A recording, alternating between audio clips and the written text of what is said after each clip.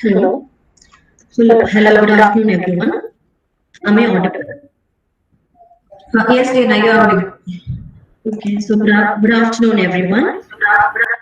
Good afternoon and welcome to the Student Empowerment Program, Ace the Test, organized by the Teresian Teaching Learning Center. Needless to say, life in the time of COVID-19 entails fear, anxiety, and stress. And as we are aware, loneliness and uncertainty, the new normal, aggravates the situation. In this scenario, it is highly imperative that we take care of ourselves.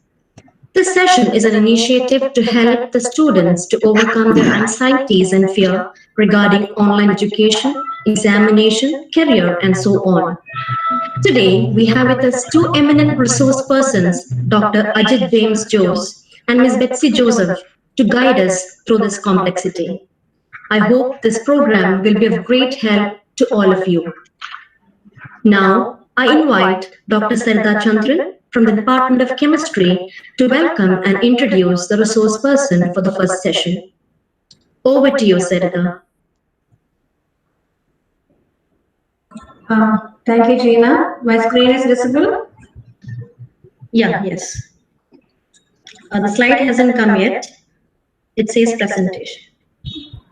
Just Okay. Yeah. Okay. So I am here to welcome Dr. Ajit James Jones, resource person for the day. Dr. Ajit James Jones is an assistant professor in the Department of Chemistry at SB College, Changanasheri, and he is a Senate member of Mahatma Gandhi University. He took his MSc degree from BK College, Amlagiri in 2005 and PhD from Anna University in 2005. He has published 14 articles in international journals and 17 chapters in books published by international publishers. He has authored 8 books by national publishers, and Dr. Ajit James Jose has excellent skills, excellent writing skills, and he has published many articles in popular science magazines. He has presented 2 papers in international conferences abroad and in many conferences in India. He has also been a reviewer for many journals. He has presented 2 papers in international conferences abroad and in many conferences in India. He has also been the reviewer for many journals. Dr. Ajit was the Best Program Officer of National Service Scheme in 2019, Mahatma Gandhi University, Kottayam. He has received the Parasthi Mitra Award 2019, instituted by the Center of Environmental Education and Rural Development, St. Stephen's College, Kodavur. And he has also received 4 fellowships. The National Doctor Fellowship awarded by All India Council for Technical Education for pursuing doctoral research. International Travel Support Fellowship awarded by the Department of Science and Technology for young scientists to attend international scientific events. Foreign Travel Grant awarded by the Council of Scientific and Industrial Research for young scientists to attend international conferences. And the Flair Fellowship 2019 by the College of Education Department, Kerala, for attending international conference at Orlando, Florida. He has established collaborations with Haxi Institute's Chinese Academy of Sciences, Vellore Institute of Technology, Science Laboratories, Kerala, Chemical Sciences and University, Hindustan Latex Limited, Trivandrum, and the Department of Applied Chemistry, Cochin University of Science and Technology. Apart from his teaching experience, he has industry experience also. He has worked as a senior executive in R&D Center, Chennai. Dr. Ajit has organized many workshops and conferences, the most appreciated one being the Shastra Jalagam, a science enrichment program for school students, an initiative of Government of Kerala. He is a certified trainer and an excellent orator. Today, he has joined hands with the recent Teaching Learning Center of St. Teresa's College to talk to you about how to study and how to write exams and be a winner. After attending his talk, it is my hope and wish that each one of you students will be able to ace the exam that you face effectively. Let me welcome Dr. Ajit James Jose to the event. Thank you. Okay, thank you, Dr. Sarita. Am I audible? Yes, sir, you are audible. Okay. എല്ലാവർക്കും നമസ്കാരം. Sir, can you hear me? Hello. Is your video on, sir? Yes. I'm not visible? Yes, sir. You are visible, sir. We are able to see. Okay. Thank you. ഇപ്പോൾ കഴിഞ്ഞ ഒരു മാസത്തിനുള്ളിൽ second ടൈമാണ് saint Teresa's കോളേജുമായി collaborate ചെയ്യുന്ന ഒരു സന്തോഷം. Only 1 hour നമുക്ക് വലിയ ഇൻട്രൊഡക്ഷനുകളും ഒന്നും കൂടാതെ കാര്യത്തിലേക്ക് കിടക്കാം. ഞാൻ 10ാം ക്ലാസ്സിൽ പഠിക്കുമ്പോൾ മെയ്യിൽ ക്ലാസ് തുടങ്ങും. മെയ് ക്ലാസ് തുടങ്ങി കഴിയുമ്പോൾ ആ മെയ് അവസാനത്തോടു കൂടിയാണ് തൊട്ടു മുമ്പത്തെ സീനിയർ ബാച്ചിന്റെ റിസൾട്ട് വരുന്നത്. അന്ന് ദൂരദർശൻ മാത്രമേ ഉള്ളൂ കേട്ടോ, ഇത്രയും ചാനലുകളൊന്നുമില്ല.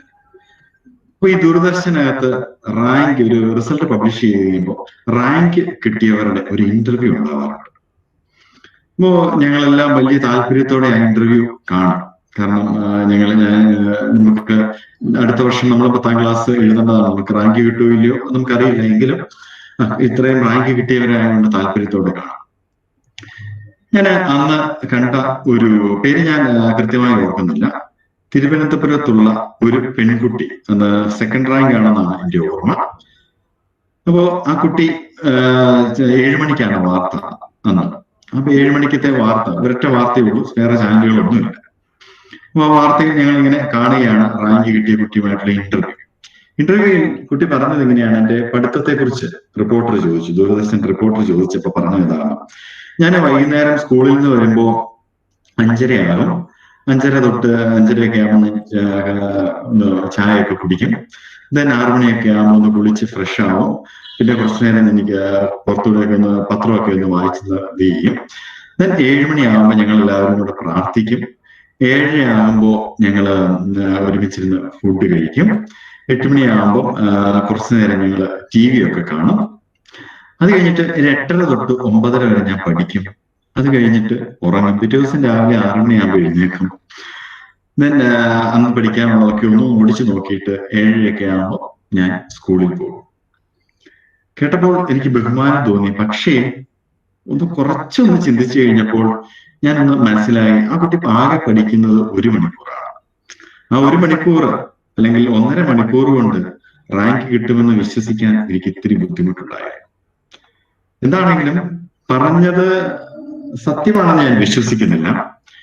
പക്ഷേ ഒരു കാര്യം ഞാൻ നിങ്ങളോട് പറയാൻ ഉദ്ദേശിക്കുന്നത്, ഞാനൊന്ന് പ്രസന്റ് ചെയ്യുകയാണ്. Okay, it will take some.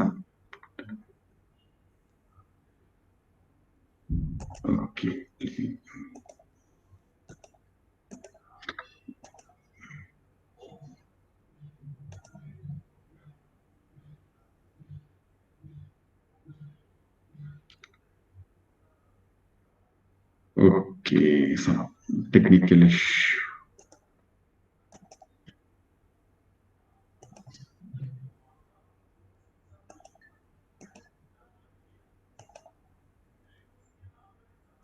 Okay, leave it. ഞാൻ പറയാൻ പോകുന്നത് ഇത്രയേ ഉള്ളൂ.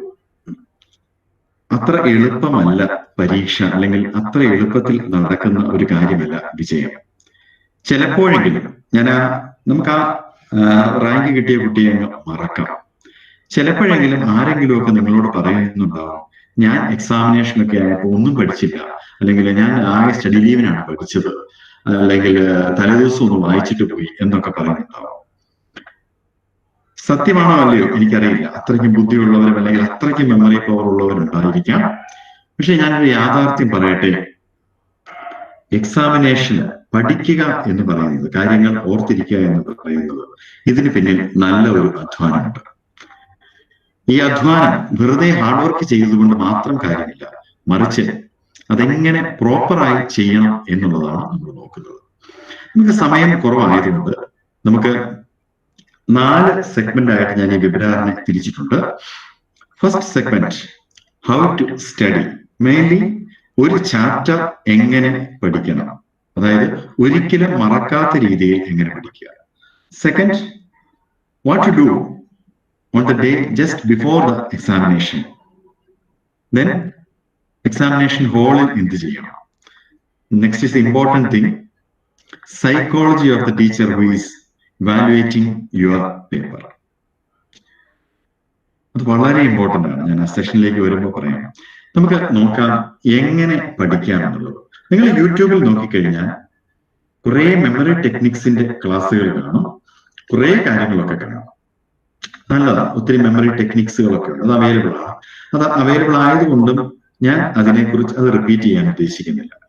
പക്ഷേ ഞാൻ ഫസ്റ്റ് DC-യുടെ അല്ലെങ്കിൽ പല ഏകദേശം 8-9 വർഷമായി പഠിപ്പിക്കുന്ന ഒരു എക്സ്പീരിയൻസ് വെച്ച് ഞാൻ ചില കുട്ടികളുടെയെങ്കിലും മാർക്ക്, +2-ന്റെ മാർക്ക്, ഡിഗ്രിയുടെ മാർക്ക് നോക്കും. ചിലപ്പോഴെങ്കിലും അവരുമായി എന്തെങ്കിലുമൊക്കെ കാര്യത്തിൽ അവരുമായിട്ടൊന്ന് സംസാരിക്കേണ്ട വരുമ്പോൾ അവരുടെ അന്നേരത്തെ പെർഫോമൻസ് വളരെ മോശമാവുക കഴിയുമ്പോൾ ഞാൻ ചോദിക്കും, നിനക്ക് എത്ര മാർക്ക് ഉണ്ടായിരുന്നു +2-ന് അല്ലെങ്കിൽ ഡിഗ്രിക്ക്? അപ്പൊ ചിലർ വളരെ നല്ല മാർക്ക് പറയും. ഞാൻ പറയും, എന്താ ഇത്, അല്ലെങ്കിൽ ഡിഗ്രിക്ക് കോളേജിൽ വന്നു കഴിഞ്ഞപ്പോൾ പഠിത്തത്തിൽ താല്പര്യമില്ലാതായതാണ്. ചിലപ്പോൾ ഒരു പ്രായത്തിന്റെ ഇതുകൊണ്ടൊക്കെ ചിലപ്പോൾ ഒരു താല്പര്യക്കുറവ് വന്നേക്കാം. അപ്പോ ഇങ്ങനെ ചോദിക്കും. ചിലരിൽ നിന്നെങ്കിലും എനിക്ക് മനസ്സിലായത്, പരീക്ഷയുടെ തലേ ദിവസം പെട്ടെന്ന് ഒപ്പിച്ച, ചിലപ്പോൾ സത്യസന്ധമായ ആയിരിക്കാം, അല്ലാതെ ആയിരിക്കാം, പെട്ടെന്ന് ഒപ്പിച്ച കുറെ മാർക്കുകളായിരിക്കാം. ഈ മാർക്കുകൾക്ക് ഒരു പ്രത്യേകതയുണ്ട്. നിങ്ങൾക്ക് വേണമെങ്കിൽ നാട്ടിൽ ഒരു ഫ്ലെക്സ് ബോർഡ് വെക്കാൻ പറ്റും, കുഴപ്പമില്ല. പക്ഷേ ലോങ് റണ്ണിൽ നിങ്ങൾ ആ സബ്ജക്റ്റിൽ തുടരാൻ ഉദ്ദേശിക്കുന്നുണ്ടെങ്കിൽ ആ മാർക്ക് നമുക്ക് വലിയ പ്രയോജനം ഉണ്ടാവില്ല. അതുകൊണ്ട് ഞാൻ എന്ന് പറയുന്നത് ഒരു പെർമനന്റ് ആയിട്ടുള്ള ഒരു സക്സസ്, അതിന് ഉള്ള രീതിയിലാണ് നമ്മൾ ഇന്ന് നോക്കുന്നത്. അതുകൊണ്ട് നമുക്ക് ഡയറക്റ്റ് കാര്യത്തിലേക്ക് കിടക്കാം. എങ്ങനെ നമ്മളൊരു ചാപ്റ്റർ ഫുള്ള് പഠിക്കണം? ചിലപ്പോഴെങ്കിലും ചില വിദ്യാർത്ഥികൾ എന്നോട് പറയാറുണ്ട്, ഞാൻ പഠിച്ചു, നന്നായിട്ട് പഠിച്ചതാണ്, പക്ഷേ എക്സാമിന് ഞാനിത് മറന്നുപോയി. നമ്മൾ നന്നായിട്ട് പഠിച്ചു, പക്ഷെ എക്സാമിന് മറന്നുപോയിട്ട് യാതൊരു കാര്യമില്ല. എന്ത് ചെയ്യാൻ പറ്റും? നമുക്ക് ഒരു ചാപ്റ്റർ എടുക്കാം. ഈ ചാപ്റ്ററിനെ നമുക്ക് ഒരു 3-ആയിട്ടോ 4-ആയിട്ടോ ഡിവൈഡ് ചെയ്യണം. അതിനു മുമ്പ് ആദ്യം ചെയ്യേണ്ടത്, നിങ്ങളൊരു ചാപ്റ്റർ എടുത്തു കഴിഞ്ഞാൽ ആ ചാപ്റ്റർ ഫുള്ള് ഒന്ന് ഓടിച്ച് വായിച്ചു നോക്കുക. അപ്പൊ നമുക്കറിയാൻ പറ്റും ഇതിനെ എങ്ങനെ ഒന്ന് ഡിവൈഡ് ചെയ്യണം. അത് ഹ്യൂമാനിറ്റീസ് ആയിരിക്കാം, കൊമേഴ്സ് ആയിരിക്കാം, സയൻസ് ആയിരിക്കാം. ഇതിനെ 4-ആയി നമുക്ക് 3-ആയിട്ട് അങ്ങ് ഡിവൈഡ് ചെയ്യാം. തൽക്കാലത്ത് ഒരു എക്സാമ്പിൾ പറയുന്നതിന് വേണ്ടി ആ ചാപ്റ്ററിനെ 3-ആയിട്ട് ഡിവൈഡ് ചെയ്തു. ഡിവൈഡ് ചെയ്യുമ്പോൾ തീരെ ചെറിയ പോർഷൻസ് ആവാതിരിക്കുക, ഒത്തിരി വലിയ പോർഷൻസും ആകാതിരിക്കുക. ഒരു 2, 3, 4 പേജ് ആ രീതിയിൽ ഡിവൈഡ് ചെയ്യുക. അല്ലെങ്കിൽ 5 പേജ്, ബുക്കിന്റെ വലിപ്പമൊക്കെ അനുസരിച്ച് നിങ്ങൾക്ക് കാര്യങ്ങൾ മനസ്സിലായി കാണാം. എന്നിട്ട് നമ്മൾ ചെയ്യേണ്ടത്, ഏറ്റവും ആദ്യം ചെയ്യേണ്ടത്, പ്രീവിയസ് ഇയർ ക്വസ്റ്റ്യൻ പേപ്പേഴ്സ് എങ്ങനെയെങ്കിലും ആദ്യമേ തന്നെ ഒപ്പിക്കുക. ആ പ്രീവിയസ് ഇയർ ക്വസ്റ്റ്യൻ പേപ്പറിൽ നിന്ന് നമ്മളിപ്പോ എടുത്തിരിക്കുന്ന ആ ചാപ്റ്ററിൽ നിന്ന് വന്നിരിക്കുന്ന ക്വസ്റ്റ്യൻസ് ഒന്ന് എഴുതിയെടുക്കുക. സമയം ഇത്തിരി മെനക്കേടാണെങ്കിലും അത് ഒത്തിരി കാര്യമുണ്ട്. ഞാൻ ഇതിന്റെ സയൻസ് അല്ലെങ്കിൽ ഇതിന് പിന്നിലുള്ള കാര്യം ഞാൻ പറയുന്നില്ല കേട്ടോ, സമയക്കുറവുണ്ട്. പക്ഷെ ഇതിൽ ഒത്തിരി കാര്യങ്ങളുണ്ട്. നിങ്ങൾ അത് എഴുതുമ്പോൾ വേറെ ഒന്നുമല്ല, നിങ്ങൾ ഇത്രയും കാര്യങ്ങളുമായിട്ട് ഒന്ന് ഫെമിലിയറൈസ് ആവും. ക്വസ്റ്റ്യൻസ് എഴുതുക. നമുക്ക് കുറെ ക്വസ്റ്റ്യൻസ് കിട്ടിക്കഴിയുമ്പോൾ ഇത് കിട്ടും. പിന്നെ വേറൊരു കാര്യം, നിങ്ങൾക്ക് അറിയാൻ പറ്റും എങ്ങനെയാണ് ക്വസ്റ്റ്യൻസ് ഒക്കെ വരുന്നത് എന്നുള്ളത്. അടുത്ത് നമ്മൾ പഠിക്കാൻ തുടങ്ങുകയാണ്. നമ്മൾ ഡിവൈഡ് ചെയ്തു. ഫസ്റ്റ് സെഷൻ എടുക്കുക, ഡിവൈഡ് ചെയ്തു. ആ സെഷൻ ആദ്യം തൊട്ട്, അല്ലെങ്കിൽ ആ നമ്മൾ ഡിവൈഡ് ചെയ്ത ABC എന്ന് ഡിവൈഡ് ചെയ്യുക. സെഷൻ നന്നായിട്ട് പഠിക്കുക. ദെൻ നിങ്ങളുടെ പുസ്തകത്തിന്റെ, നിങ്ങൾ യൂസ് ചെയ്യുന്ന ടെക്സ്റ്റിന്റെ പുറകിൽ തന്നിരിക്കുന്നതോ അല്ലെങ്കിൽ നിങ്ങളുടെ പ്രീവിയസ് ഇയർ ക്വസ്റ്റ്യൻ പേപ്പറിൽ എഴുതിയിട്ടുള്ളതോ ആയ അതുമായി ബന്ധപ്പെട്ട് വന്നിരിക്കുന്ന ക്വസ്റ്റ്യൻസ് ആൻസർ ചെയ്ത് നോക്കുക. ഇത് എല്ലാം ഒന്നും കൂടെ ഒന്ന് വായിച്ചു നോക്കുക. നിങ്ങൾക്ക് അതായത് ഓർമ്മ കിട്ടുന്നുണ്ടാവും.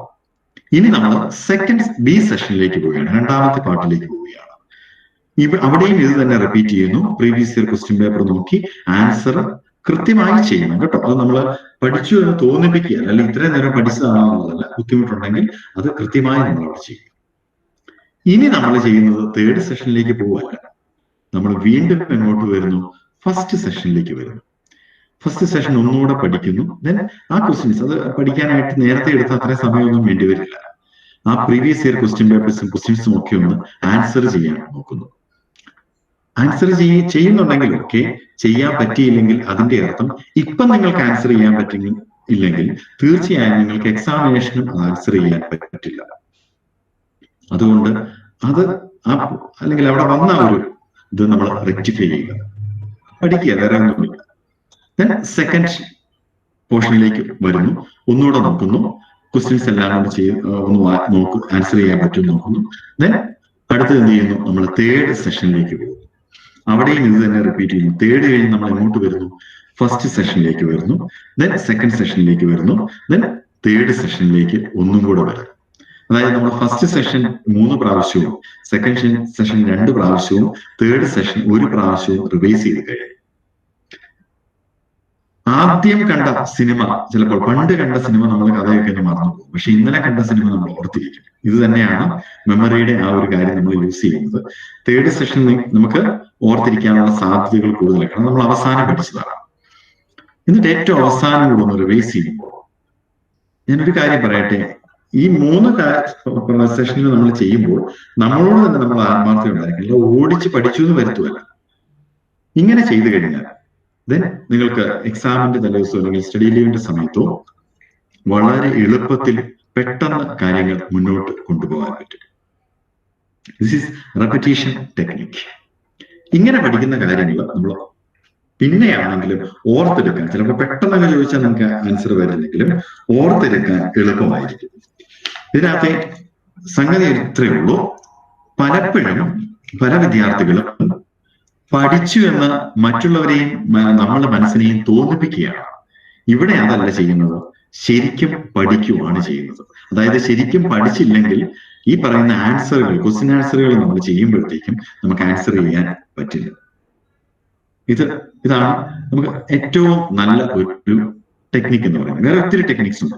ഇതിന്റെ കൂടെ നമുക്ക് നെമോണിക്സ്, സയന്റിഫിക് ആയിട്ട് നെമോണിക്സ് ഞാൻ പറഞ്ഞു പോവുകയാണ്.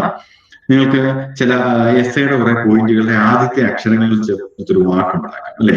അതുപോലെയുള്ള ടെക്നിക്കുകൾ നിങ്ങൾക്ക് യൂസ് ചെയ്യാം. അപ്പൊ ഞാൻ പീരിയോഡിക് ടേബിൾ ആണ് ഫസ്റ്റ് DC കുട്ടികൾക്ക് പഠിക്കുന്നത്. അപ്പം പീരിയോഡിക് ടേബിൾ മുഴുവൻ കാണാതെ പഠിക്കാൻ, പീരിയോഡിക് ടേബിൾ 10ാം ക്ലാസ് വരെ കെമിസ്ട്രി പഠിച്ചവർക്കറിയാം, അതുകൊണ്ടാണ് ഞാനത് എക്സാമ്പിൾ ആയിട്ട് എടുത്തത്. ഇതിനകത്ത് ഹ്യൂമാനിറ്റീസുകാരും കൊമേഴ്സുകാരും ഉണ്ടെങ്കിലും ഞാൻ പറയുന്ന എക്സാമ്പിൾ കെമിസ്ട്രി ആണെങ്കിലും നിങ്ങൾ 10ാം ക്ലാസ് വരെ പഠിച്ച എക്സാമ്പിൾസ് ആണ് കൂടുതൽ എടുക്കുന്നത്. ഈ പീരിയോഡിക് ടേബിളിലെ എല്ലാം ഞാൻ എന്റെ കുട്ടികളെ കണ്ടുപിടിപ്പിച്ചു. അതിനകത്ത് ഓരോരോ പേരുകൾ, അതിനകത്ത് സിനിമാ കഥകൾ കാണാം, സിനിമാ നടിമാരുടെയും നടന്മാരുടെയും പേരുകൾ കാണാം, ചിലപ്പോൾ രസകരമായ തമാശകൾ കാണാം. ഇതെല്ലാം ചേർത്ത് നമുക്ക് ചെയ്യാൻ പറ്റും. Then story technique. നിങ്ങൾക്ക് സ്റ്റോറി ടെക്നിക് എന്താണ് ഏറ്റവും എളുപ്പത്തിൽ ചെയ്യണമെന്ന് അറിയണമെങ്കിൽ ജസ്റ്റ് യൂട്യൂബിൽ പോയിട്ട് അജിത് ജെയിംസ് ജോസ്, എന്റെ പേരാണ് കേട്ടോ, ഒന്ന് ടൈപ്പ് ചെയ്യുക. എന്നിട്ട് മോർണിംഗ് സ്റ്റാർ കോളേജുകാരുടെ ഒരു എക്കോളജി ആൻഡ് അവർക്കൊരു വെബിനാർ ഞാൻ നടത്തിയതാണ്.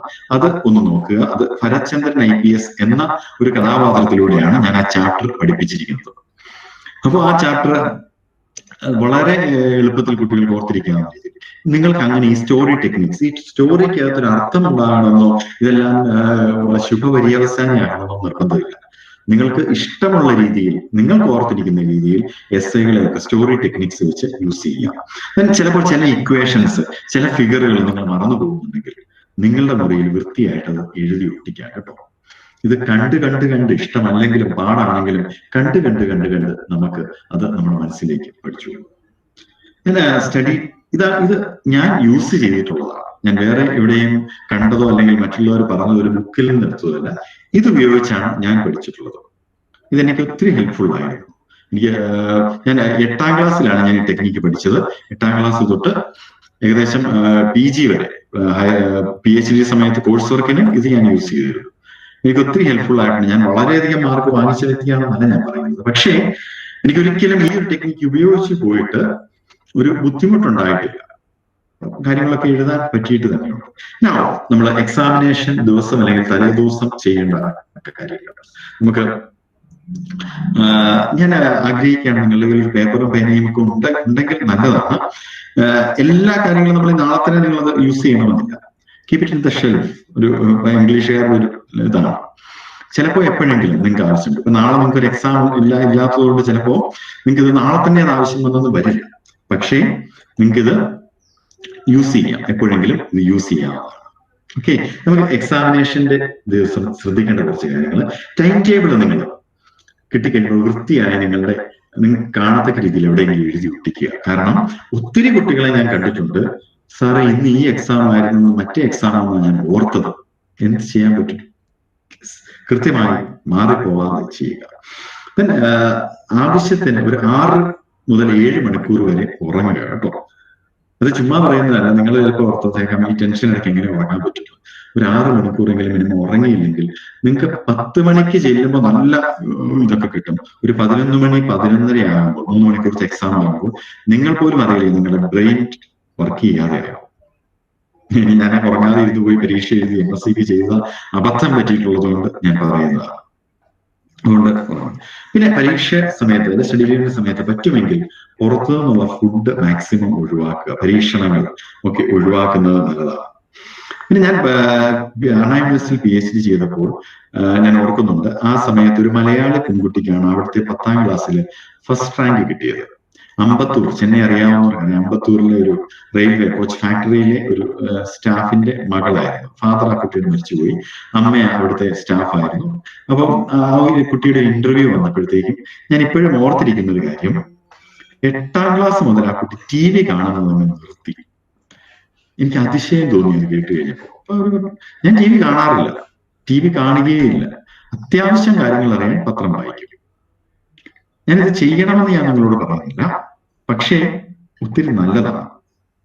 വേറൊന്നും വേണ്ടല്ല, നമ്മൾ ഒരു കാര്യത്തിൽ ഫോക്കസ് ചെയ്ത് തന്നെ പോകുമ്പോൾ നമ്മുടെയൊക്കെ ലക്ഷ്യം എന്താണ്? ഇവിടെ ഈ സെന്റ് ചേർന്നിരിക്കുന്നതിന് അല്ലെങ്കിൽ പഠിക്കുന്നതിന്റെ ലക്ഷ്യം എന്താണ്? ഒരു കാര്യത്തിൽ തന്നെ ഫോക്കസ് ചെയ്ത് പോകുമ്പോൾ നമുക്ക് ഒത്തിരി ഐഡിയാസ് വരും. സെലിബ്രിറ്റീസിനെ മെൻഷൻ ചെയ്തു, ഞാൻ കുറച്ച് ബുക്ക് എഴുതുന്നുണ്ട് അല്ലെ. ഞാനത് പറയട്ടെ, ചിലപ്പോൾ ഒരു ബുക്ക് എഴുതാനായിട്ട് ഒരാഴ്ച ഞാൻ ചിലപ്പോൾ റൂമിനകത്ത് തന്നെ ഇരിക്കാറുണ്ട്. കാരണം ആ ബുക്ക് ആയിരിക്കും നിങ്ങൾ പലരും പഠിക്കുന്നത്, അല്ലെങ്കിൽ സെലിബ്രിറ്റീസിനും ഞങ്ങൾക്ക് ഒരുമിച്ചാണ് എഴുതുന്നത്. അപ്പം ഒരാഴ്ച, കാരണം വേറൊരു പരിപാടിക്കും പോയില്ല. ചിലപ്പം ഒരു മിക്കവാറും ഒരു എന്താ പറയുക സമ്മർ ഹോളിഡേയ്സ് ആ സമയത്തൊക്കെ ആയിരിക്കാം, ഏപ്രിൽ മെയ് സമയത്തൊക്കെ ആയിരിക്കാം. അപ്പം കൂടുതൽ ഐഡിയാസ് വരും. ചില ടോപ്പിക്സ് വളരെ ഡിഫിക്കൽട്ടായ ടോപ്പിക് ഇങ്ങനെ പ്രസന്റ് ചെയ്താൽ നല്ലതായിരിക്കും അന്നേരം നമുക്ക് തോന്നും. ഞാൻ പറയുന്നത് അത്രയേ ഉള്ളൂ, നമ്മുടെ ഫോക്കസ് ഒരു കാര്യത്തിൽ തന്നെയാണെങ്കിൽ നിങ്ങൾക്ക് ഒത്തിരി ഐഡിയാസ്, പഠിക്കുന്ന കാര്യത്തിൽ ഒത്തിരി ഐഡിയാസ് കിട്ടിക്കൊണ്ടിരിക്കും. അതുകൊണ്ട് മാക്സിമം ഡിസ്ട്രാക്ഷൻസ് ഒഴിവാക്കുക. ഇനി സ്റ്റഡി ലീവിന്റെ സമയത്ത് അല്ലെങ്കിൽ മറ്റ് സമയങ്ങളിലും ശ്രദ്ധിക്കേണ്ട ഒരു കാര്യം, വീട്ടിലാണെങ്കിലും പുറത്താണെങ്കിലും ആരുമായിട്ടും വഴക്കുണ്ടാക്കാതിരിക്കുക. ക്ഷമിക്കുക. ക്ഷമ ആട്ടിൻ സൂപ്പിന്റെ ഗുണം ചെയ്യും. ഒരു തർക്കത്തിനൊന്നും പോവാതിരിക്കുക. അത് ഒന്ന് ശ്രദ്ധിക്കുന്നത് നല്ലതാണ്. നമ്മളെ ഡിസ്റ്റർബ് ചെയ്യുന്ന കാര്യങ്ങൾ എന്തെങ്കിലും ഉണ്ടെങ്കിൽ വീട്ടിൽ നിന്നും ഒന്ന് മാറ്റി വെക്കുന്നത് നല്ലതാണ്. പിന്നെ നമ്മുടെ പഠിക്കുന്ന മുറി ഒന്ന് അറേഞ്ച് ചെയ്യുക. നിങ്ങളുടെ വീട്ടിൽ എന്ത് സൗകര്യം ഉണ്ടെന്നുള്ളത് നിങ്ങൾ ഇരിക്കുന്നതൊന്ന് നല്ല രീതിയിൽ ആക്കി എടുക്കുക. പിന്നെ ഒരു കാര്യം ശ്രദ്ധിക്കേണ്ടത്, എക്സാമിനേഷന്റെ സമയങ്ങളിൽ പറ്റുമെങ്കിൽ അപകടം പിടിച്ച പണികൾ ആ സ്റ്റഡി ലീവിന് വേണ്ടി തൊട്ടു മുമ്പുള്ള കാലഘട്ടങ്ങളിൽ ഒഴിവാക്കുക. എന്ന് വെച്ച് കഴിഞ്ഞാൽ വലിയ ഉയരത്തിൽ കയറുക, അല്ലെങ്കിൽ നിങ്ങൾക്ക് മനസ്സിലാക്കാണല്ലോ, ഒരു തോട്ടിൽ പോയി കുളിക്കുക, അല്ലെങ്കിൽ ഇങ്ങനെയുള്ള പല പല കാര്യങ്ങൾ മാക്സിമം ഒഴിവാക്കുന്നത് നല്ലതാണ്. ചെറിയൊരു അബദ്ധം മതി ചിലപ്പോൾ നമ്മുടെ ഒരു വർഷം നമ്മൾ നഷ്ടപ്പെടുത്തും. ഞാൻ പേടിപ്പിക്കാൻ പറഞ്ഞതല്ല, സൂക്ഷിക്കാൻ പറഞ്ഞതാണ്. ഓക്കെ, നമ്മൾ ആവശ്യത്തിന് വെള്ളം കുടിക്കണം കേട്ടോ, ആവശ്യത്തിന് ഫുഡും കഴിക്കണം, ആവശ്യത്തിന് കഴിക്കാവൂ ഫുഡും കഴിക്കുക. പരീക്ഷയുടെ അന്ന് രാവിലെ നമ്മൾ ചെയ്യേണ്ട ഒരു കാര്യം, ബ്രേക്ക്ഫാസ്റ്റ് ഒഴിവാക്കാതിരിക്കുക. പെൺകുട്ടികളായതുകൊണ്ട് കൂടുതൽ പേരും ചെയ്യാറുള്ള ഒരു അബദ്ധമാണ് ബ്രേക്ക്ഫാസ്റ്റ് ഒഴിവാക്കാതിരിക്കുക. ഞാൻ ഈ പഠിക്കുന്ന കാര്യത്തിന് ഇടയ്ക്ക് ഞാനൊന്ന് പറയട്ടെ, നിങ്ങൾ 1 മണിക്കൂർ പഠിച്ചു കഴിഞ്ഞാൽ ഒരു 15 മിനിറ്റ് ഉറങ്ങുക. 15 മിനിറ്റേ ഉറങ്ങാവുള്ളൂ. അത് ഉറക്കമല്ല, ജസ്റ്റ് മയക്കമാണ്. അത് റെസ്റ്റ് എടുക്കുകയാണ്. വേറൊരു കാര്യം ഓർമ്മിപ്പിക്കാനുള്ളത്, റെസ്റ്റ് എടുക്കുക എന്ന് വെച്ചാൽ TV കാണുകയോ വാട്സപ്പ് നോക്കിയോ പത്രം വായിക്കുകയല്ല. റെസ്റ്റ് എന്ന് വെച്ചാൽ കണ്ണടച്ച് കിടക്കുക, വളരെ ഫ്രീ ആയിട്ട് കിടക്കുക. മെഡിറ്റേഷൻ നെക്സ്റ്റ് സെഷനിൽ മാഡം എടുക്കുമെന്ന് ഞാൻ വിശ്വസിക്കുന്നു. അതുകൊണ്ട് ഞാൻ മെഡിറ്റേഷൻ എടുക്കുന്നില്ല. ഒരു മെഡിറ്റേഷൻ ട്രെയിൻ ചെയ്യുന്നത് നല്ലതാണ്. കിടക്കുക, ദെൻ അലാറം വെച്ച് കൃത്യമായിട്ട് എഴുന്നേക്കുക. ഉറക്കം നീണ്ടു പോകാതിരിക്കാൻ ശ്രദ്ധിക്കുക. ദെൻ മെഡിറ്റേറ്റ്, അതായത് നിങ്ങൾക്കൊരു വലിയ ഉറക്കമൊന്നും കിട്ടില്ല, പക്ഷെ നിങ്ങളുടെ ബോഡി ഒന്ന് ശാന്തമാണ്, ഒന്ന് റെസ്റ്റ് കിട്ടും. നല്ലതാണ്. ഞാൻ ഉറങ്ങി പഠിച്ചുകൊണ്ടിരുന്ന ഒരാൾ തന്നെയാണ്. അപ്പോ ദെൻ നമുക്ക് അടുത്ത ഒരു കാര്യം, പരീക്ഷയുടെ തലേദിവസം ചെയ്യേണ്ട കുറച്ച് കാര്യങ്ങളുണ്ട്. നിങ്ങൾ ഡ്രസ്സ് കാര്യങ്ങൾ തലേദിവസം എടുത്തു വെക്കുക. പിന്നെ ഈ പറഞ്ഞൊരു ലിസ്റ്റ് വേണമെങ്കിൽ എഴുതിയെടുക്കാം. Pen, pencil, eraser, scale, watch, mobile allowed അല്ല കേട്ടോ. ഇപ്പോഴും അടുത്തിരിക്കുന്നവളെ സമയത്തിനേടി അത് ചിലപ്പോൾ ഇൻവിജിലേറ്റേഴ്സ് അലോ ചെയ്യണമെന്നില്ല. ദെൻ ഇൻസ്ട്രുമെന്റ് ബോക്സ് ഒക്കെ ആവശ്യമുണ്ടെങ്കിൽ ഞാൻ ജനറൽ ആയിട്ടൊക്കെ പറഞ്ഞതാണ്. Calculator, then hall ticket, ID card, then പോകാൻ ആവശ്യമുള്ള പേഴ്സിൽ ചിലപ്പോൾ മറന്നുപോയിട്ടുണ്ട്. ഞാൻ മറന്നുപോയിട്ടുണ്ട്. അവസാനം കണ്ടക്ടറോട് കടം പറഞ്ഞു പോയിട്ടുണ്ട്. സ്ഥിരം പോകുന്നോണ്ടൊന്നും പറഞ്ഞില്ല. ഇത് എടുത്തു വെക്കുക. രാവിലെ എടുക്കാനിരിക്കരുത്. കാരണം രാവിലെ ചിലപ്പോൾ നമുക്കൊരു ടെൻഷനൊക്കെ തോന്നും. ടെൻഷൻ കൂടുമ്പോൾ നമുക്കുള്ള ഒരു മെമ്മറി, ഒരു എഫിഷ്യൻസി ചിലപ്പോൾ കുറയാൻ സാധ്യതയുണ്ട്. അതുകൊണ്ട് അത് പ്രത്യേകം ശ്രദ്ധിക്കുക. തലേ ദിവസം എടുക്കുക. ഡ്രസ്സ് ഞാൻ പറയട്ടെ, നിങ്ങൾ ഇൻക്ലൂഡിങ് അണ്ടർ ഗാർമെന്റ്സ്, വൃത്തിയുള്ള വസ്ത്രം ധരിക്കുക. ഞാൻ ഈ പറഞ്ഞതിൽ ഒത്തിരി കാര്യമുള്ളത് കൊണ്ടാണ് പറഞ്ഞത്. വൃത്തിയുള്ള, നല്ല ഡ്രസ്സ്, നല്ല വൃത്തിയുള്ള കംഫർട്ടബിൾ ആയിട്ടുള്ള ഡ്രസ്സ് ധരിക്കുക. ഭയങ്കര നിങ്ങൾക്ക് ഇറുകിയ വസ്ത്രങ്ങൾ ധരിക്കാതിരിക്കുക. നിങ്ങൾക്ക് 3 മണിക്കൂർ കംഫർട്ടബിൾ ആയിട്ട്, ഞാൻ ഉദ്ദേശിച്ചത് ക്ലിയർ ആയിരുന്നു, 3 മണിക്കൂർ കംഫർട്ടബിൾ ആയിട്ട് ഇരുന്ന് എഴുതാൻ പറ്റുന്ന രീതിയിലുള്ളത് ചെയ്യുക. എന്തെങ്കിലും നിങ്ങൾക്ക് ഒരു ബോഡി പെയിനോ ഹെഡേക്കോ ഒക്കെ ഉണ്ടെങ്കിൽ എക്സാമിനേഷന് കയറുന്നതിന് കൃത്യം 1/2 മണിക്കൂർ മുമ്പ് നിങ്ങൾക്ക് ഒരു പാരസെറ്റാമോൾ കഴിച്ചിട്ട് കയറാം. നിങ്ങൾക്ക് ഒരു 6 ഹവറാണ് പാരസെറ്റാമോളിന്റെ ഒരു ആക്ടിവിറ്റി പീരീഡ്. അപ്പോൾ നിങ്ങൾക്ക് അത് യൂസ് ചെയ്യാം. കാരണം ഞാൻ ഇത്രയും പറഞ്ഞു തരുന്നത് നിങ്ങൾ വളരെ കംഫർട്ടബിൾ ആയി എക്സാം ഹോളിൽ ഇരിക്കണം എന്നുള്ള ആഗ്രഹമുള്ളത് കൊണ്ടാണ് കേട്ടോ. അപ്പൊ അതുകൊണ്ട് അത് പ്രത്യേകം ശ്രദ്ധിക്കുക. ദെൻ ആ ദിവസം പറ്റുമെങ്കിൽ 1/2 മണിക്കൂർ മുമ്പേ ഇറങ്ങുക. 1/2 മണിക്കൂർ മുമ്പേ ഇറങ്ങുക. അവിടെയും സ്കൂളിലും അല്ലെങ്കിൽ കോളേജിലും കുറച്ച് നേരത്തെ ചെല്ലുക. നിങ്ങൾ ഒത്തിരി യാത്ര ചെയ്ത്, അല്ലെങ്കിൽ ഒത്തിരി ഡ്രൈവ് ചെയ്ത്, അല്ലെങ്കിൽ ഒത്തിരി വേർത്തൊക്കെയാണ് ചെല്ലുന്നതെങ്കിൽ ചാടി അങ്ങോട്ട് പോകരുത്. എവിടെയെങ്കിലും ഒരു മരത്തിന്റെ ചുവട്ടിൽ കുറച്ച് നേരം നിന്ന്, നേരം വായിക്കാനാണ് പറഞ്ഞു, ഒരു 5 മിനിറ്റ് നിന്ന് വേർപ്പൊക്കെ ഒന്ന് ഉണങ്ങി, അല്ലെങ്കിൽ ഒരു ശരീരം ഒന്ന് ശാന്തമാകാൻ. നിങ്ങളുടെ ആ തെരേസാസിന്റെ ഫ്രണ്ടിലോട്ട് നിന്ന് അവിടെ ഒത്തിരി മരങ്ങളും സൈഡിലൊക്കെ ഉണ്ട്. അവിടെ എവിടെയെങ്കിലും ഒന്ന് വർത്തമാനം പറഞ്ഞു നിൽക്കാനല്ല, ഒന്ന് ശാന്തമായിട്ട് അവിടെ നിൽക്കുക. ദെൻ അവിടെ ചെന്ന് കഴിയുമ്പോൾ പിന്നെ ഞാൻ പറയട്ടെ, നിങ്ങളുടെ കയ്യിൽ വെള്ളം ഉള്ളത് തന്നെയാണ്. പച്ചവെള്ളത്തെക്കാളും നല്ലത് ഗ്ലൂക്കോസും ഒരല്പം ഉപ്പും ഇട്ട വെള്ളം നല്ലതാണ്. കാരണം എനർജി കിട്ടിക്കൊണ്ടിരിക്കും. പിന്നെ ഒരു 1/2 മണിക്കൂർ മുമ്പ് നിങ്ങൾ നിർബന്ധമായും റെസ്റ്റ് റൂം യൂസ് ചെയ്തിരിക്കണം. ദെൻ വെള്ളം കണ്ടമാനം കയറി കുടിക്കരുത്. ടെൻഷൻ കൊണ്ട് നിങ്ങൾക്കറിയാം അതിന്റെ ബുദ്ധിമുട്ടുണ്ടാവും. അതുകൊണ്ട് വെള്ളം സിപ്പ് ചെയ്യുകയും ചെയ്യാമോ പരീക്ഷാ ഹാളിൽ, അല്ലാതെ ഒത്തിരി അങ്ങ് കുടിക്കരുത്. നിങ്ങൾക്ക് ടയേർഡ് ആവാൻ തോന്നുന്നുള്ളവർക്ക് നിങ്ങളുടെ ബോക്സിനകത്ത്, നിങ്ങളുടെ ആ ഒരു പൗച്ചിനകത്ത് വേണമെങ്കിൽ ഒരു ചോക്ലേറ്റ് ഇടാം. അത് പെർമിസിബിൾ അല്ല, നിങ്ങൾ അലൗഡ് അല്ലെങ്കിൽ നിങ്ങൾ ചില എക്സാമിന് ഫുഡൊന്നും അലൗഡ് അല്ല.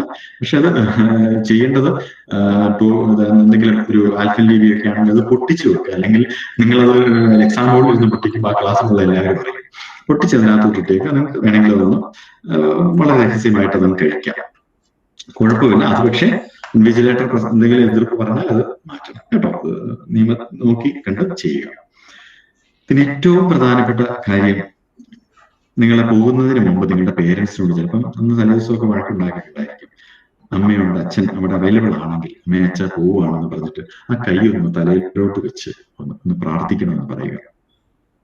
ശരിയായിരിക്കാം, നമുക്ക് അങ്ങനെ ഒരു ശീലമില്ലായിരിക്കാം. ഇതിൽ ഒത്തിരി കാര്യമുള്ളത് കൊണ്ടാണ്. തലേ ദിവസം അല്ലെങ്കിൽ മെയിൻ എക്സാമിന്റെ കേട്ടോ, എല്ലാ എക്സാമിന്റെ തലേ ദിവസം നല്ല. മെയിൻ എക്സാം നിങ്ങളുടെ പേരൻസിന്റെ എന്നും വെച്ചാൽ അത്രയും നല്ലത്. മെയിൻ എക്സാമിന്റെ ഒക്കെ തലേ ദിവസം നിങ്ങൾ നിങ്ങളുടെ ടീച്ചേഴ്സിനെ ഒന്ന് വിളിക്കാം. അതിന് ഒത്തിരി പോസിറ്റീവ് എനർജി ഉണ്ട്. ന്യൂറോ ലിംഗ്വിസ്റ്റിക് പ്രോഗ്രാം ഒരു ട്രെയിനിങ് ആണത്, നിങ്ങൾ എടുക്കുന്ന ട്രെയിനിങ് ആണ്. ഈ ഒരു പോസിറ്റീവ് വൈബ്രേഷൻ അവിടെ നിന്ന് വരും. നിങ്ങൾ ചിലപ്പോൾ ക്ലാസ്സിലെ മിടുക്കിയായ വിദ്യാർത്ഥി ആയിരിക്കണമെന്നില്ല കേട്ടോ. ഇപ്പൊ നിങ്ങൾ ടീച്ചറിനെ വിളിക്കാം, ടീച്ചറെ എക്സാം ആണ്, ഒന്ന് പ്രാർത്ഥിക്കണം, അനുഗ്രഹിക്കണം എന്ന് പറയാം. ചിലപ്പോ എന്തെങ്കിലുമൊക്കെ കാര്യങ്ങൾ ടിപ്സ് ചിലപ്പോൾ പറഞ്ഞു തന്നേക്കാം, ഇല്ലായിരിക്കാം. അല്ലെങ്കിൽ ടീച്ചർ അവൈലബിൾ ആകുമ്പോഴാണ് ഞാൻ ടീച്ചറിന്റെ പേര് പറഞ്ഞത്. ബാക്കിയുള്ള ടീച്ചേഴ്സിനെയൊക്കെ ഒന്ന് വിളിക്കാം. ചിലപ്പം തിരക്കാണെങ്കിലും ചിലപ്പോൾ 1 മിനിറ്റ് കൊണ്ട് നിങ്ങളൊന്ന് വിളിക്കുക. നിങ്ങൾക്ക് ഒത്തിരി ഒരു പോസിറ്റീവ് എനർജി അത് തരുന്നതാണ്. അപ്പൊ ഇത്രയും കാര്യങ്ങളാണ് നമ്മൾ എക്സാമിനേഷന്റെ തലേ ദിവസം ശ്രദ്ധിക്കേണ്ട കാര്യങ്ങൾ. കുറെയെങ്കിലും നിങ്ങൾ ചെയ്യാറുള്ളതായിരിക്കാം. തന്നെ എക്സാമിനേഷൻ ഹാളിൽ അല്ലെങ്കിൽ കോളേജിൽ വന്നു കഴിയുമ്പോൾ നിങ്ങൾ 1 വർഷം 3 വർഷം പരിചയം പുതുക്കിയതല്ലേ, അന്ന് രാവിലെ സൗഹൃദം ഒത്തിരി അങ്ങ് ഉറപ്പിക്കാൻ പോകണ്ട. ആവശ്യത്തിന് കാണാൻ ഹായ് പറയുക. ഞാൻ ഉദ്ദേശിച്ചത് നിങ്ങളുടെ സുഹൃത്തുക്കളുമായി നീ അത് പഠിച്ചോ, അയ്യോ അത് പഠിച്ചില്ലേ, ഉടനെ പറയും അത് വരും, അത് പഠിച്ചില്ലെങ്കിൽ നീ തീർന്നോ. ഒന്നും ചെയ്യാൻ പറ്റില്ല നിങ്ങളെ കൊണ്ട്. ലാസ്റ്റ് മിനിറ്റ് ചുമ്മാ വായിച്ചു നോക്കി നിങ്ങൾക്ക് തോന്നലാണ്. ഞാൻ നേരത്തെ പറഞ്ഞ പോലെ മനസ്സിനെ തോന്നിപ്പിക്കലാണ്. ഓക്കെ, ചിലപ്പോ അങ്ങനെ വായിച്ച് കയറിയത് എപ്പോഴെങ്കിലും ഒന്ന് എഴുതിയിട്ടുണ്ടായിരിക്കാം, ഒന്ന് എഴുതാൻ പറ്റിയിട്ടുണ്ടായിരിക്കാം. പക്ഷെ അതേ സമയത്ത് ഒരു പോസിറ്റീവിനേക്കാളും പലപ്പോഴും നെഗറ്റീവാണ്. വേറെ പലതും അന്നേരം മറന്നു പോകുന്നുണ്ടാവും. അത് ഓരോരുത്തരുടെ ടെൻഷൻ എങ്ങനെ മാനേജ് ചെയ്യാന്നുള്ളതിനനുസരിച്ചിരിക്കും. അതുകൊണ്ട് ബെറ്റർ നമുക്ക് അധികം ഇന്ററാക്ഷന് പോവാതെ ഇരിക്കുന്നതായിരിക്കും നല്ലത്. പിന്നെ അവിടെ കയറിയിട്ട് ഒരു കാര്യം ഓർമ്മിപ്പിച്ചിട്ട്, നമ്മൾ കോളേജിലൊക്കെ ആയതുകൊണ്ട് ആദ്യത്തെ ഇംഗ്ലീഷ് എക്സാമിന് എഴുതുന്ന സ്ഥലത്ത് തന്നെ ആയിരിക്കണം എന്നില്ല. അല്ലെങ്കിൽ നിങ്ങളുടെ എക്കണോമിക്സിന്റെ എക്സാമിന് ഇരിക്കുന്നത് എല്ലാ ദിവസവും നിങ്ങൾ ഹോളിൽ ചെന്ന് കഴിയുമ്പോൾ നിങ്ങൾ രജിസ്റ്റർ നമ്പർ ഇവിടെ ഉണ്ടോ എന്നും, അല്ലെങ്കിൽ ആ ബോർഡ് ഉണ്ടല്ലോ നിങ്ങൾ കയറുന്നിടത്ത് അവിടെ ഒന്ന് ചെക്ക് ചെയ്യുന്നത് നല്ലതാണ്. അപ്പം എന്താണ് ഇത് തന്നെയാണോ എന്നുള്ളത്. ഇങ്ങനെ അബദ്ധങ്ങൾ ഞാൻ കണ്ടിട്ടുണ്ട്. പലപ്പോഴും എക്സാം ഹോളിൽ ചെന്ന് കഴിയുമ്പോൾ ഞാൻ ഇപ്പോഴും ഓർക്കുന്നുണ്ട്, ഒരു കുട്ടി പറഞ്ഞു, സാറേ ഞാൻ നോക്കിയപ്പോൾ ലിസ്റ്റ് നോക്കിയപ്പോൾ ഈ ക്ലാസ്സിലല്ലേ ഇരിക്കണ്ടേ, ഞാൻ ഇന്നലെ ഇവിടെ ആയിരുന്നത്. പറഞ്ഞു ഒന്ന് നോക്കാൻ പറഞ്ഞു. 10 മണി സമയത്ത് ഓടുകയാണ്. ആദ്യം കോളേജിന്റെ ഫ്രണ്ടിലോട്ട് നോട്ടീസ് ബോർഡിലോട്ട് ഓടി, പിന്നെ അവിടുന്ന് 2 ബിൽഡിംഗ് അപ്പുറത്തോട്ടുള്ള ശരിക്കുമുള്ള എക്സാം ഹോളിലോട്ട് ഓടി. അതുകൊണ്ട് അതൊന്ന് കൺഫേം ചെയ്യണം. നമ്മൾ മാക്സിമം കംഫർട്ടബിൾ ആവുക, മാക്സിമം കംഫർട്ടബിൾ ആവാൻ നോക്കുക. ഇനി ഇത്രയും കാര്യങ്ങൾ നമ്മൾ അവിടെ ചെയ്യുക. പറ്റുമെങ്കിൽ ഒരു 10-15 മിനിറ്റ് മുമ്പ് കയറി ഇരിക്കുക, അതിനകത്തൊന്ന് ഇരിക്കുക. ദെൻ അവിടെ കയറി ഇരുന്ന് കഴിഞ്ഞിട്ട് പുറകോട്ട് തിരിഞ്ഞ് പഠിച്ചോ ഒരു കാര്യവുമില്ല. പഠിച്ചെന്ന് പറഞ്ഞാലും പഠിച്ചില്ലെന്ന് പറഞ്ഞാലും ഒരു കാര്യമില്ല. മാക്സിമം ഒഴിവാക്കുക. കാര്യം അങ്ങനെ നിങ്ങൾ സംസാരിക്കുമ്പോഴാണ് ഇൻവിജിലേറ്റർ കയറി വരുമ്പോൾ ചിലപ്പോൾ നിങ്ങളോട് പറയും, എക്സാം ഹോളിലാണ് വർത്താനം പറയുന്നതെന്ന് പറഞ്ഞ് നിങ്ങളോട് വഴക്ക് പറഞ്ഞ് നിങ്ങൾക്ക് അതൊരു ബുദ്ധിമുട്ടാവും, നിങ്ങൾക്ക് അതൊരു വിഷമമാവും. അതുകൊണ്ട് അങ്ങനെയുള്ള കാര്യങ്ങൾ ഒഴിവാക്കുക.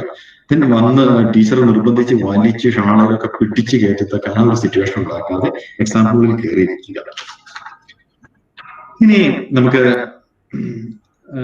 വേറെ ആൻസർ പേപ്പർ കിട്ടിക്കഴിഞ്ഞാൽ എന്ത് ചെയ്യണം അറിയാം. രജിസ്റ്റർ നമ്പർ എഴുതുക. ഞാൻ പറ്റുന്ന കുറച്ച് മിസ്റ്റേക്കുകൾ പറഞ്ഞുതരാം. 5, 3, 8, 6 ഇങ്ങനെയുള്ള കുറെ സംഖ്യകൾ എഴുതുമ്പോൾ ചിലപ്പോൾ ഒരുപോലെയൊക്കെ വരാറുണ്ട്. പലരുടെയും എഴുത്തിന്റെ പ്രത്യേകത അനുസരിച്ചിരിക്കും. രജിസ്റ്റർ നമ്പർ ഓവർ റൈറ്റിംഗും അല്ലെങ്കിൽ വെട്ടൊന്നും വരാതെ കൃത്യമായിട്ടും എഴുതുക. അത് ചിലപ്പോൾ വേർഡ്സിൽ എഴുതാൻ പറഞ്ഞിട്ടുണ്ടെങ്കിൽ അത് കൃത്യമായിട്ട് എഴുതുക. ബാക്കി എല്ലാം ഫില്ല് ചെയ്ത് വെക്കുക. ക്വസ്റ്റ്യൻ പേപ്പർ കോഡ് മാത്രം ഫില്ല് ചെയ്യത്തക്ക രീതിയിൽ നന്നായിട്ട് അത് നോക്കി, ഹോൾ ടിക്കറ്റ് നോക്കി എത്രയുണ്ടെങ്കിലും അത് ഫില്ല് ചെയ്യുക. കാരണം ചിലപ്പോൾ നിങ്ങൾക്ക് ഫെമിലിയർ ആയിട്ടുള്ള വേറൊരു നമ്പറുമായിട്ട് അങ്ങ് മാറിപ്പോകാൻ സാധ്യതയുണ്ട് ആ തിരക്കിനിടയ്ക്ക്. ചിലപ്പോൾ നിങ്ങളുടെ സ്കൂട്ടറിന്റെ അല്ലെങ്കിൽ കാറിന്റെ നമ്പർ ആയിരിക്കാം, നിങ്ങളുടെ ഫോൺ നമ്പർ ആയിരിക്കാം. ചിലപ്പോൾ അങ്ങ് എഴുതുമ്പോൾ അറിയാതെ പറ്റിയിട്ടുണ്ട്. അതുകൊണ്ട് അത് പ്രത്യേകം ഒന്ന് ശ്രദ്ധിക്കുക. ഇനിയാണ് എക്സാം നമ്മൾ എഴുതാൻ പോവുകയാണ്. നിങ്ങളുടെ കോളേജ് ഡേ ആണെന്ന് വിചാരിക്കുക. കോളേജ് ഡേ ആണ്. നിങ്ങളോട് ടീച്ചർ വന്ന് പറഞ്ഞു, പെട്ടെന്ന് വന്ന് പറയുകയാണ്, അല്ലെങ്കിൽ നിങ്ങളോട് പറയുകയാണ് ഒരു പാട്ട് പാടാം. അപ്പം കോളേജ് ഡേ ആകുമ്പോൾ കുട്ടികളുടെ മൂഡ് എങ്ങനെയായിരിക്കും എന്നുള്ളത് നിങ്ങൾക്കറിയാം. നിങ്ങൾ നന്നായി പാട്ട് പഠിച്ചിട്ടുള്ള ആളാണ്, ചെറുപ്പം മുതലേ ശാസ്ത്രീയ സംഗീതവും എല്ലാം പഠിച്ചിട്ടുള്ളതാണ്. നിങ്ങൾ ശാസ്ത്രീയ സംഗീതവും പാടും, ഫിലിം സോങ്സ് ഒക്കെ പാടാൻ കഴിവുള്ള ആളാണ്. പക്ഷേ നിങ്ങൾ അന്നേരം ഏത് പാടുന്നതാണ് നല്ലത്? നിങ്ങൾക്ക് തന്നെ അറിയാം അല്ലെ? യെസ്, നല്ല ഒരു പാട്ട് അവർക്ക് ഇഷ്ടപ്പെടുന്ന, ശാസ്ത്രീയ സംഗീതം മോശമായതുകൊണ്ടോ സിനിമാഗാനം നല്ലതായതുകൊണ്ടല്ല, അന്നേരത്തെ മൂഡിന് നല്ലത് ഏതാണ്? ഒരു ഫിലിം സോങ് ആണ്. കുറച്ചും കൂടെ സ്പീഡ് നമ്പറൊക്കെയാണ് അന്നേരം ഏറ്റവും നല്ലത്. അതായത് നിങ്ങളുടെ ഓഡിയൻസിന് ഇഷ്ടമുള്ള രീതിയിൽ നിങ്ങൾ ഒരു പാട്ട് പാടുകയാണ്. ഇത് തന്നെയാണ് എക്സാമിനേഷനും നമ്മൾ ചെയ്യേണ്ടത്. നിങ്ങൾ എത്ര ബുദ്ധിയുണ്ടെന്നോ അല്ലെങ്കിൽ നിങ്ങൾക്ക് എത്രമാത്രം സംഗീതം അറിയാമെന്നുള്ളതല്ല ഇവിടെ പ്രശ്നം. നിങ്ങൾ ഭയങ്കര ബുദ്ധിജീവിയാണെന്നുള്ളതല്ല ഇവിടെ വിഷയം. നിങ്ങൾ എങ്ങനെ ഈ പേപ്പറിൽ നിങ്ങൾക്കുള്ള നോളജ് പ്രസന്റ് ചെയ്യുന്നു എന്നുള്ളതാണ് വളരെ ഇമ്പോർട്ടൻറ്റ്. അത് അവർക്ക് ഇഷ്ടപ്പെടുന്ന രീതിയിൽ പ്രസന്റ് ചെയ്താൽ നിങ്ങൾ നല്ല മാർക്കോടെ വിജയിക്കും. നമുക്ക് ഓരോ കാര്യങ്ങളും നോക്കാം. ആദ്യമായിട്ട് ക്വസ്റ്റ്യൻ പേപ്പർ കിട്ടിക്കഴിയുമ്പോൾ ക്വസ്റ്റ്യൻ പേപ്പർ മുഴുവനൊന്ന് ഓടിച്ച് വായിക്കുന്നത് നല്ലതാണ്. ക്വസ്റ്റ്യൻ പേപ്പർ മുഴുവനൊന്ന് ഓടിച്ച് വായിക്കുക. എന്നിട്ട് നിങ്ങൾക്ക് ഒരു പേനയും പെൻസിലും എടുക്കുക. പെൻസിൽ നിങ്ങളുടെ കയ്യിലുണ്ട്. പെൻസിൽ കൊണ്ട് നിങ്ങൾക്കത് ഇൻറ്റോ അല്ലെങ്കിൽ ടിക്കോ ചെയ്യുക. വളരെ ചെറുതായിട്ട് ചെയ്യുക. Because you are not suppose to write anything in the question paper as per the examination notes. നിങ്ങൾക്ക് അറിയാതെ അല്ലേ? അപ്പോ ഒരു ചെറിയ മാർക്ക് ഇടുക പെൻസിൽ കൊണ്ട്. അതായത് ഇപ്പൊ നിങ്ങൾക്ക് ഞാൻ ഈ പറയുന്നത് മുഴുവൻ session A, session B, session C. Session എക്ക് 2 മാർക്ക് ക്വസ്റ്റ്യൻസ് 10 എഴുതണം. സെഷൻ ബിക്ക് 5 മാർക്ക് ക്വസ്റ്റ്യൻ 5 എഴുതണം. സെഷൻ സിയില് 15 മാർക്ക് ക്വസ്റ്റ്യൻ എത്ര എണ്ണം എഴുതണം? 2 എസ് എ എഴുതണം. ആ ഒരു ഇതിലാണ് ഞാൻ ഇനി പറയാൻ പോകുന്ന കാര്യങ്ങൾ മുഴുവൻ പറയുന്നത്. ചോയ്സ് ഒക്കെ ഉണ്ടെന്ന് നിങ്ങൾക്കറിയാം അല്ലെ? ചോയ്സ് ഒക്കെ ഉണ്ട്. നിങ്ങൾ എന്ത് ചെയ്യുന്നു? സെഷൻ എയില് ഒരു 8 എണ്ണം നിങ്ങൾക്കറിയാം, 9 എണ്ണം അറിയാം, 10 എണ്ണം അറിയാം, ഡിപ്പെൻസ്. നിങ്ങളത് പെൻസിൽ കൊണ്ടൊന്ന് മാർക്ക് ചെയ്യുക. ദെൻ എന്ത് ചെയ്യണം? സെഷൻ ബിയിൽ നമുക്ക് ചിലപ്പോൾ അറിയാമല്ലാത്തതുകൊണ്ട് അറിയാമല്ലാത്തതിന്റെ പരിഹാരം ഞാൻ പറഞ്ഞു തരാം. ഇത് നോക്കുക, ഇതൊന്ന് ഡയറക്റ്റ് വെക്കുക. ദെൻ എഴുതി കഴിയുമ്പോൾ പേന കൊണ്ട് സൈഡിൽ ഒന്ന് ടിക്ക് ചെയ്യുക. ഇതെന്താണെന്ന് വെച്ച് കഴിഞ്ഞാൽ പലപ്പോഴും അറിയാവുന്നത് പലതും എഴുതാതെ ഇറങ്ങിപ്പോന്നിട്ടുള്ള പല വിദ്യാർത്ഥിനികളെയും ഞാൻ കണ്ടിട്ടുണ്ട്. സാറേ പേപ്പർ ഒന്നുകൂടെ ഒന്ന് തരാമോ? എനിക്ക് അറിയാവുന്ന ഒരെണ്ണമാണ്, എഴുതാൻ പറ്റിയില്ല, ഒന്ന് എഴുതിക്കോട്ടെ, 2 മാർക്കിന്റെ ഒരു വേർഡ് എഴുതിയാൽ മതി സാറേ, കൊടുക്കാൻ പറ്റുമോ? ഇല്ല. അതുകൊണ്ട് ഈ അബദ്ധം പറ്റാതിരിക്കാൻ നിങ്ങൾ പ്രത്യേകം ശ്രദ്ധിച്ചുകൊള്ളുക. ദെൻ നിങ്ങളുടെ ഹാൻഡ് റൈറ്റിംഗ്, ചിലരെങ്കിലും പൊതുവെ പെൺകുട്ടികളുടെ ഹാൻഡ് റൈറ്റിംഗ് നല്ലതാണെന്നാണ് വിശ്വാസം. അതുകൊണ്ട് ഞാനത് നല്ല രീതിയിൽ കരുതുന്നു. നിങ്ങളുടെ ഹാൻഡ് റൈറ്റിംഗ് നന്നായിട്ട് ഉള്ള 2 പേർ ട്വിൻസ് ആണെന്ന് വിചാരിക്കുക. ഒരാളുടെ ഹാൻഡ് റൈറ്റിംഗ് മോശമാണ്, ഒരാളുടെ ഹാൻഡ് റൈറ്റിംഗ് നല്ലതാണ്. അവർ പഠിക്കുന്നതെല്ലാം സ്വാഭാവികമായിട്ടും ഒരേപോലെ ആയിരിക്കാം. ഹാൻഡ് റൈറ്റിംഗ് നല്ല ഒരാൾക്ക് അയാൾക്കാട്ടിൽ ഒരു 10 മാർക്കോ അല്ലെങ്കിൽ ഒരു 20% ടോട്ടൽ മാർക്ക് കൂടുതൽ കിട്ടാനുള്ള സാധ്യതയുണ്ട്. ദെൻ നിങ്ങൾ എഴുതുന്ന അക്ഷരത്തിന്റെ സൈസ്.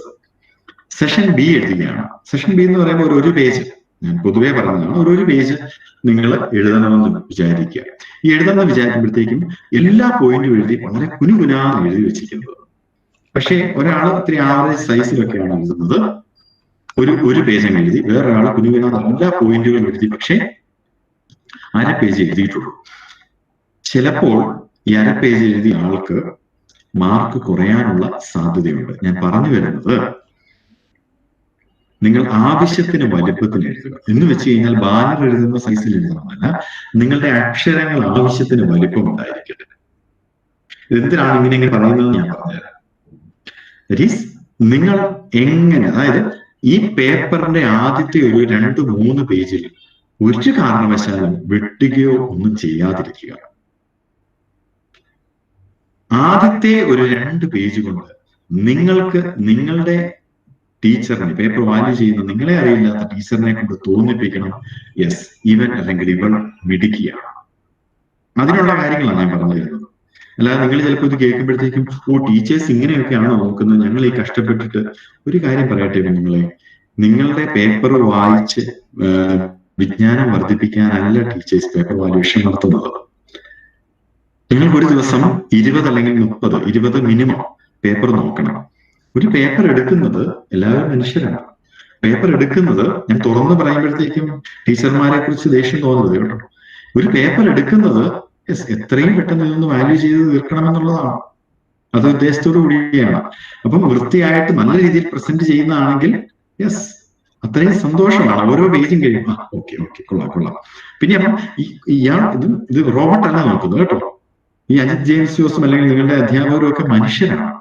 ഒരു നോക്കുമ്പോൾ കൊള്ളാം, യെസ്. പിന്നെ എളുപ്പമാണ്. പിന്നെ അപ്പൊ ഒരു ഇഷ്ടം, നമ്മൾ പോലും അറിയാത്ത ആ പേപ്പറിനോട് ഇഷ്ടം തോന്നുകയാണ്.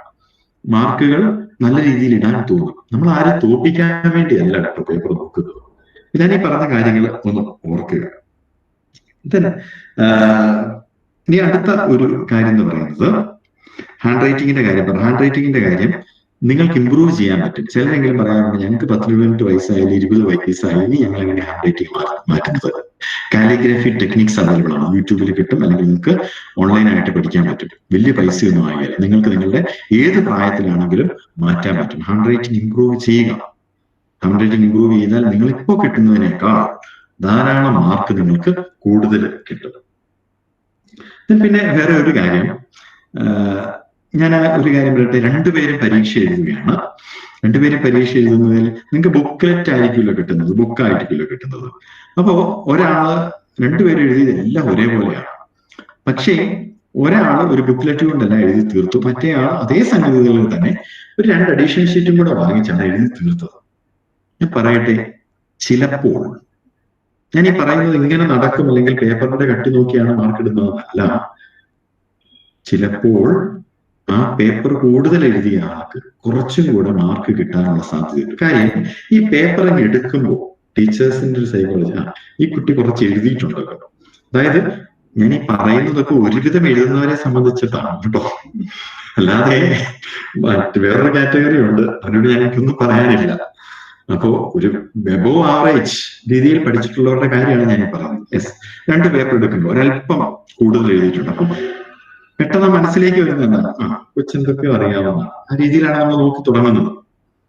ഇങ്ങനൊരു ഇംപ്രഷൻ ഉണ്ടാകുന്നത് തെറ്റാണോ? അതാണ് ഞാൻ കൃത്യമായി പറയുന്നത്. നിങ്ങൾ ടീച്ചേഴ്സിന്റെ സൈക്കോളജി അറിഞ്ഞു വേണം ആൻസർ എഴുതാനായിട്ട്. എന്ന് പറഞ്ഞാൽ അവിടെ ഒരു പറ്റീരിന് നിങ്ങൾ ട്രൈ ചെയ്യരുത് കേട്ടോ. കാരണം കുറെ 10-15 വർഷമായാലും ഇത് തുടങ്ങിയിട്ട് നമുക്കിത് ഒരുവിധം എല്ലാ തന്ത്രങ്ങളും നമുക്കറിയാം. അതുകൊണ്ട് അത് ശ്രദ്ധിക്കുക. അപ്പോ ഈ കാര്യം നോക്കുക. വേറൊരു കാര്യം, പലരും ചെയ്യുന്ന ഒരു മിസ്റ്റേക്ക്, പിന്നെ എഴുതാം എന്ന് വിചാരിച്ച് നിങ്ങൾ കുറച്ച് സ്പേസ് വിട്ടിട്ട് പോകും. ഒരു 80% ആൾക്കാരും പിന്നെ ആ കോളം ഫില്ല് ചെയ്യാറില്ല, അതവിടെ കിടക്കും. സത്യത്തിൽ നിങ്ങൾ എഴുതിയിരിക്കുന്ന പല കാര്യങ്ങളും അത് മതിയാവും, ആ ആൻസറിന് അത് മതിയാവും, നിങ്ങളിപ്പോ എഴുതിയിരിക്കുന്നത് മതിയാവും. പക്ഷേ പേപ്പർ നോക്കുന്ന ഒരു അധ്യാപകൻ ചിന്തിക്കുന്നത് എന്താണെന്നറിയോ, ഈ കൊച്ച് എഴുതിയിട്ടുണ്ട്, പക്ഷെ കുറച്ചും കൂടെ എന്തൊക്കെയോ എഴുതാനുണ്ട്, അതുകൊണ്ട് 5 മാർക്കിന്റെ ക്വസ്റ്റ്യൻ എത്ര കിട്ടും? എല്ലാം എഴുതിയിട്ടുണ്ട്, അതുകൊണ്ട് 4 കിട്ടും, ചിലപ്പോൾ ഒരു 4.5 ആവും. നിങ്ങൾ തന്നെയാണ് പ്രശ്നം ഉണ്ടാക്കുന്നത് കേട്ടോ, നമ്മൾ തന്നെയാണ് പ്രശ്നം ഉണ്ടാക്കുന്നത്. നമ്മളത് മര്യാദക്ക് എഴുതി വെച്ചാൽ, അതുകൊണ്ട് പിന്നെ എഴുതാമെന്ന് ഓർത്ത് മാക്സിമം വിടാതിരിക്കുക. വിട്ടാൽ അത് ഫില്ല് ചെയ്യുക, എങ്ങനെയെങ്കിലും ഫില്ല് ചെയ്യുക. ഞാൻ ഒത്തിരി പ്രാവശ്യം കുട്ടികളോട് പറഞ്ഞിട്ടുണ്ട്, ഇതെങ്ങനെ, എന്ത് സാധനം ഒന്നും അറിയത്തില്ല എന്ന് പറയും. ഞാൻ പറയും എങ്ങനെയെങ്കിലും എഴുതി ഫില്ല് ചെയ്യാൻ പറയും, നമുക്കിതറിയാം, അതുകൊണ്ട് പറഞ്ഞു കൊടുക്കുന്നതാണ്. തന്നെ ക്വസ്റ്റ്യൻ നമ്പർ എടുക്കുക, മാർജിനൽ ക്വസ്റ്റ്യൻ നമ്പർ എടുക്കുക, മെയിൻ ക്വസ്റ്റ്യൻ നമ്പർ എടുക്കുക, സബ് ഡിവിഷൻസ്. ഇപ്പൊ ഉദാഹരണത്തിന് ഒരു ക്വസ്റ്റ്യൻ ആണ്, നിങ്ങൾ 10ാം ക്ലാസ്സിലൊക്കെ പഠിച്ചിട്ടുള്ളതാണ്. What is rate of reaction? What are the factors influencing rate of reaction? അപ്പോ ക്വസ്റ്റ്യൻ നമ്പർ 10 ആണ്, റേറ്റ് ഓഫ് റിയാക്ഷൻ എന്താണെന്ന് എഴുതി. ഫാക്ടേഴ്സ് 1, 2, 3, 4 4 ഫാക്ടേഴ്സ് ഉണ്ട്, ടെമ്പറേച്ചർ, കാറ്റലിസ്റ്റ് ഒക്കെ ഉണ്ട്. അപ്പോ ഇത് 4 മാർജിനിലല്ല 1, 2, 3 ഉള്ളത്, ഇതിനകത്ത് ഇത്തിരി മാറ്റിയാണ്. എന്ത് ചെയ്യുക, ആ ഫാക്ടേഴ്സ് ഒക്കെ ഒന്ന് അണ്ടർലൈൻ ചെയ്യുക. നിങ്ങൾ ചെയ്യേണ്ടത് പോയിന്റുകൾ പറ്റുമെങ്കിൽ ഒരു പെൻസിൽ കൊണ്ടോ അല്ലെങ്കിൽ ഒരു കളർ പേന കൊണ്ടോ ചെറുതായിട്ട്, അത് അവസാനം അതിനകത്തൊരു ഹോളി ആഘോഷിച്ച് വെക്കരുത് പരീക്ഷാ പേപ്പറിൽ, വളരെ ചെറുതായിട്ട് അല്ലെങ്കിൽ ഡോട്ടഡ് ലൈൻ കൊണ്ടോ ഒന്ന് അണ്ടർലൈൻ ചെയ്യുക. ഓക്കെ, അപ്പം അത് വളരെ നല്ലതാണ്. കാര്യം പേപ്പർ വാല്യൂ ചെയ്യുന്നവർക്ക് എളുപ്പമാണ്. നിങ്ങൾ ഓർക്കുക, നിങ്ങളുടെ പേപ്പർ വാല്യൂ ചെയ്യുന്ന ടീച്ചർ സന്തോഷിച്ചോട്ടെ, അവർക്ക് കാര്യം പെട്ടെന്ന് തീർന്നു കിട്ടുകയാണ്. അതനുസരിച്ച് നിങ്ങൾക്ക് മാർക്കായിട്ട് നിങ്ങൾക്ക് സന്തോഷം വന്നോളൂ. ഓക്കെ, ഇനി ഇത് കഴിഞ്ഞിട്ട് മാർജിനകത്ത് കയറി എഴുതരുത്. പിന്നെ ഏറ്റവും ടീച്ചേഴ്സിനെ ദേഷ്യം പിടിപ്പിക്കുന്ന ഒരു കാര്യമാണ് സ്പെല്ലിംഗ് മിസ്റ്റേക്സ് വരുത്താതിരിക്കുക. നിങ്ങളത് എഫേർട്ട് എടുത്ത് പഠിക്കുക, സ്പെല്ലിംഗ് മിസ്റ്റേക്ക് വരുത്താതിരിക്കുക. സ്പെല്ലിംഗ് മിസ്റ്റേക്സ് വരുത്തുക എന്ന് പറഞ്ഞാൽ നിങ്ങൾ എത്ര നന്നായിട്ട് എഴുതിയെന്ന് പറഞ്ഞാൽ സ്പെല്ലിംഗ് മിസ്റ്റേക്കുകൾ കണ്ടു കഴിയുമ്പോൾ തൊട്ട് പിന്നെ ആ പേപ്പറിനോടുള്ള ഇംപ്രഷൻ കുറഞ്ഞു വരുവാണ്. മാർക്ക് നിങ്ങൾക്ക് കിട്ടാനുള്ള സാധ്യതയുണ്ട്. ഇനി എങ്ങനെ നമ്മൾ ക്വസ്റ്റ്യൻ പേപ്പറിലെ ടൈം റിവ്യൂ ചെയ്യണം? 10 മണിക്കാണ് എക്സാം തുടങ്ങുന്നത്, 1 മണി വരെ എക്സാം ഉണ്ട്. ഓക്കെ, 1 മണി വരെ എക്സാം ഉണ്ടെങ്കിൽ എന്ത് ചെയ്യണം? നമുക്കറിയാം, ഞാൻ നേരത്തെ പറഞ്ഞില്ല, സെഷൻ എയിലെ 10 എണ്ണം എഴുതണം, സെഷൻ ബിയിലെ അല്ലെങ്കിൽ 5 എണ്ണം. ഓക്കെ, നിങ്ങൾ ഏകദേശം ഒരു 60-70 എന്നുള്ള വെച്ച് ഞാനങ്ങ് പറഞ്ഞതാണ്. സെഷൻ ബിയിലെ 2 എണ്ണം എഴുതണം. അപ്പം നിങ്ങൾ ഒരു 10 തൊട്ട് 10:50 വരെയുള്ള സമയം കൊണ്ട് 2 മാർക്കിന്റെ എഴുതി തീർക്കുക. ബാക്കി ഒരു 1 മണിക്കൂർ, ഒരു 11:50 വരെയുള്ള സമയമുണ്ട് 5 മാർക്കിന്റെ എഴുതുക. ദെൻ ബാക്കിയുള്ള ഒരു 12:40 വരെ കൊണ്ട് ഒരു എസ്സേയും 2 എണ്ണം എഴുതി തീർക്കത്തക്ക രീതി ചെയ്യും. ഇനിയൊരു 10 മിനിറ്റ് എങ്ങാനും കൈവിട്ട് പോയാൽ നിങ്ങൾ 12:50 സംഗതി നിർത്തിയിരിക്കണം, അതായത് ഫുൾ എഴുതി തീർത്തിരിക്കണം. ഓക്കെ, ഇനി സെക്ഷൻ എയുടെ 2 എണ്ണം ഇല്ലെങ്കിൽ അതനുസരിച്ച് നിങ്ങൾ അവിടെ കുറച്ചോണം. ഓക്കെ, അപ്പം ഇത്രയും കാര്യങ്ങൾ ചെയ്ത് വൃത്തിയായിട്ടിടുക.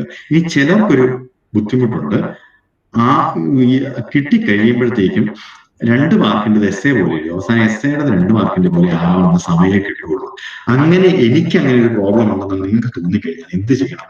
ആദ്യം എസ്സേ എഴുതണം. എന്തോരം എഴുതിയാലും കുഴപ്പമില്ല. കുറച്ച് കഴിയുമ്പോഴത്തേക്ക് നിങ്ങൾ എഴുതി മടുത്ത് തന്നെ അടുത്തതിലോട്ട് പൊക്കോളൂ.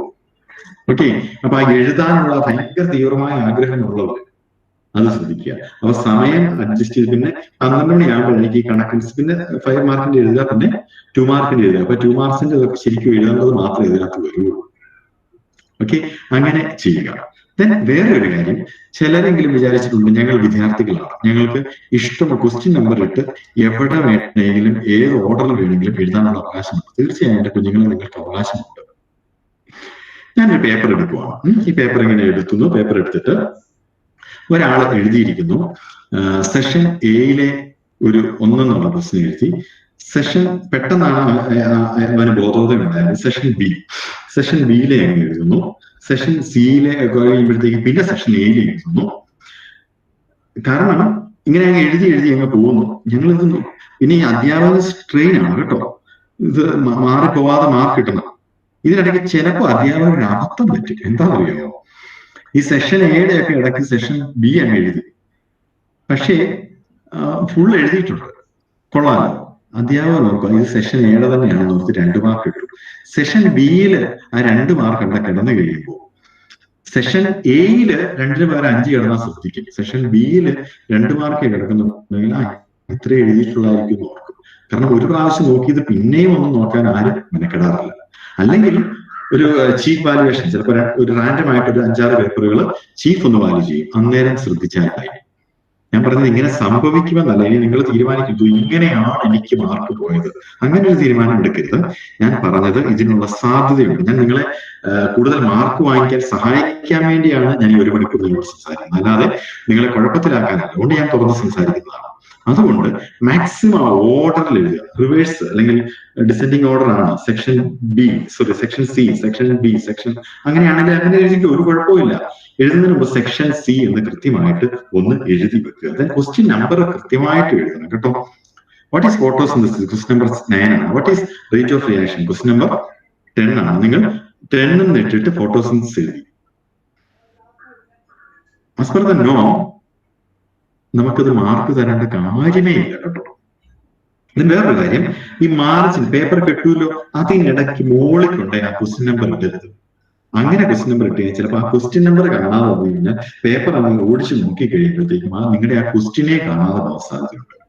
പിന്നെ വേറൊരു കാര്യം എന്ന് പറയുന്നത്, നമുക്ക് ക്വസ്റ്റ്യൻ ആൻസർ ഒരു കാര്യം ശ്രദ്ധിക്കേണ്ടത്, 5 മാർക്കിന്റെ ക്വസ്റ്റ്യൻ ആണ്. What is write a note on what is rate of reaction, what are the factors influencing. അതായത് റേറ്റ് ഓഫ് റിയാക്ഷന് 1 മാർക്കേ ഉള്ളൂ, ബാക്കി 4 ഫാക്ടേഴ്സിനാണ് ഓരോരോ മാർക്കുകൾ. നിങ്ങൾ റേറ്റ് ഓഫ് റിയാക്ഷൻ കൂടുതൽ എഴുതിയ ഫാക്ടേഴ്സ് 4 എണ്ണം പറഞ്ഞ ഓരോരോ പോയിന്റ് എഴുതി കഴിഞ്ഞാൽ നിങ്ങൾക്ക് കിട്ടാൻ പോകുന്നത് 2 മാർക്കാണ്. അത് ശ്രദ്ധിക്കുക. Then 20 minutes technique. നിങ്ങൾക്ക് എത്ര അറിയാവുന്ന ക്വസ്റ്റ്യൻ ആണെങ്കിൽ, അറിയാൻ മേലാത്ത ക്വസ്റ്റ്യൻ ആണെങ്കിൽ, നിങ്ങൾ ആ ക്വസ്റ്റ്യൻ കിട്ടിക്കഴിയുമ്പോൾ ഒരു 20 മിനിറ്റ്സ് നിങ്ങൾ ആലോചിക്കുക എന്താണ് എഴുതാൻ പോകുന്നത്. ഒരൊറ്റ ആക്രമണമല്ല ചെയ്യേണ്ടത്, അത് പ്രത്യേകം ശ്രദ്ധിക്കുക. നിങ്ങൾക്ക് ഡെറിവേഷനുകൾ വരാറുണ്ട് അല്ലെ? ഡെറിവേഷനുകൾ വരാനായിട്ട് ഞാൻ ഒരു കാര്യം പറഞ്ഞിട്ട്, നിങ്ങൾ ഒരു കാരണവശാലും അവിടെ വെച്ച് ഡെറൈവ് ചെയ്യാൻ ശ്രമിക്കരുത്. നിങ്ങൾക്ക് എറണാകുളത്ത് നിന്ന് ആലുവയ്ക്ക് പോകണമെങ്കിൽ എങ്ങനെയാണ്? എറണാകുളത്ത് നിന്ന് ഞാനൊരു ബസ് റൂട്ട് ഒക്കെ പറയുകയാണ്. കല്ലൂര് ചെന്ന് പാലാരിവട്ടം, പിന്നെ എനിക്ക് എക്സാക്ട് അറിയത്തില്ല, കളമശ്ശേരി, അങ്ങനെയൊക്കെ ചെന്ന് പോകുന്നു. അപ്പം എനിക്ക് വഴി അറിയത്തില്ല, ഗൂഗിൾ മാപ്പും ഇല്ലെങ്കിൽ എന്നോട് പറയുന്നുണ്ട് ഇന്ന സ്ഥലത്ത് പോകണം എന്ന് പറയുമ്പോൾ എനിക്കറിയാം പാലാരിവട്ടം കഴിയുമ്പോൾ ഓക്കെ ഞാൻ പിന്നെ കളമശ്ശേരി നോക്കി, കളമശ്ശേരി കഴിഞ്ഞ് അങ്ങനെ പോകുന്നു.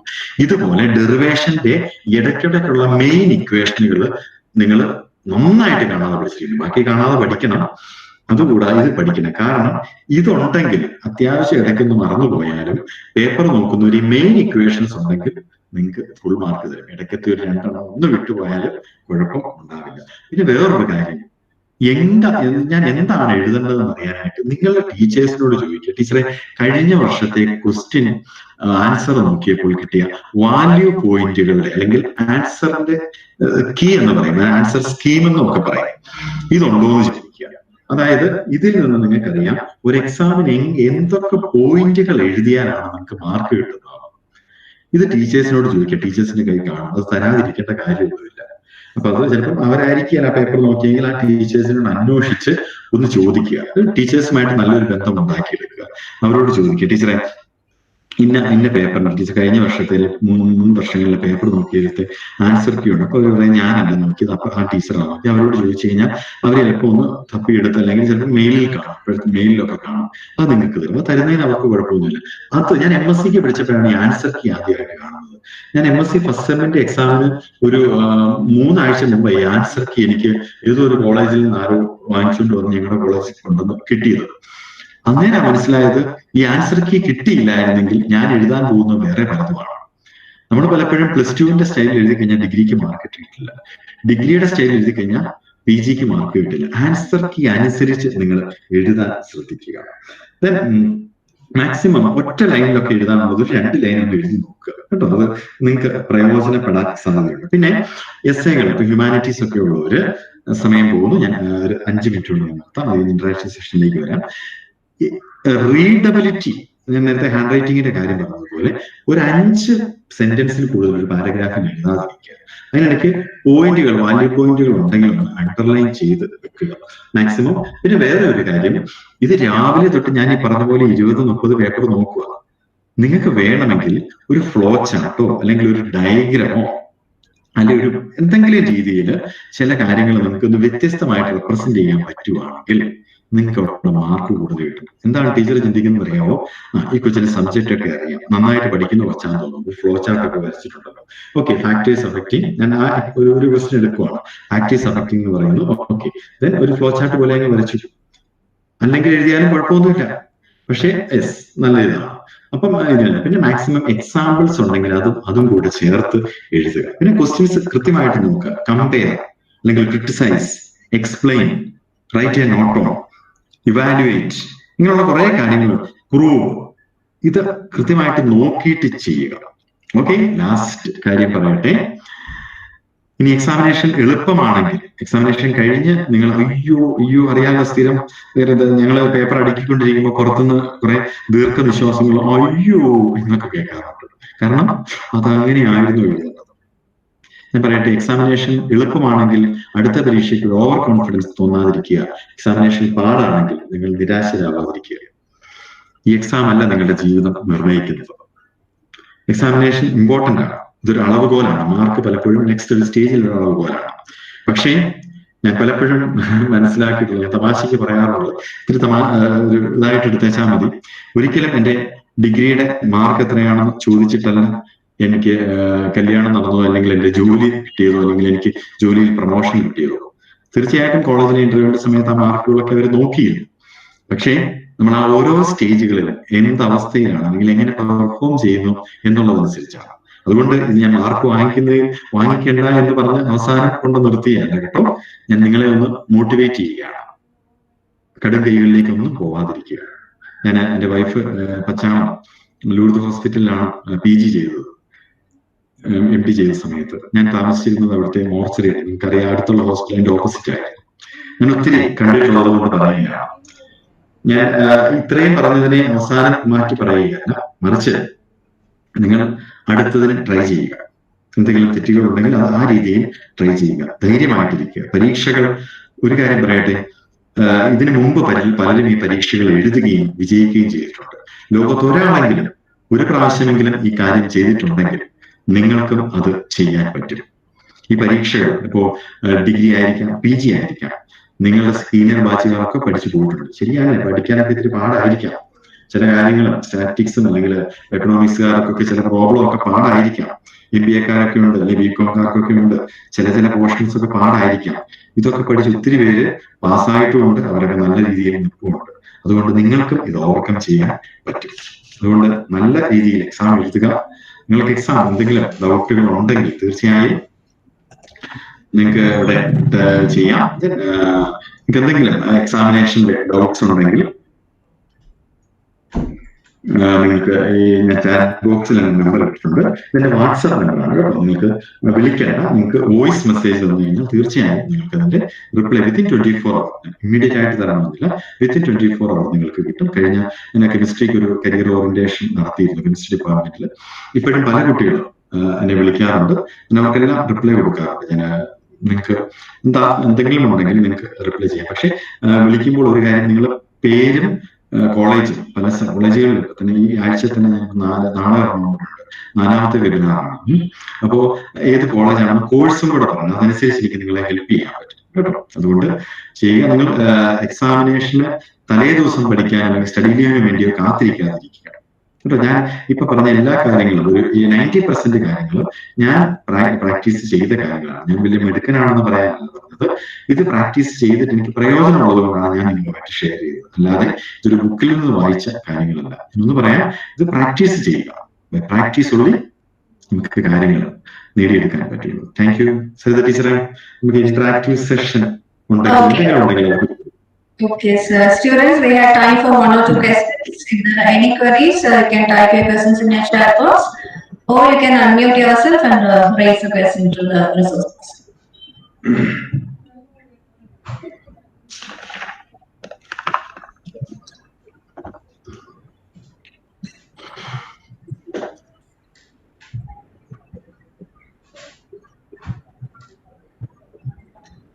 നിങ്ങൾക്ക് ചോദിക്കാം.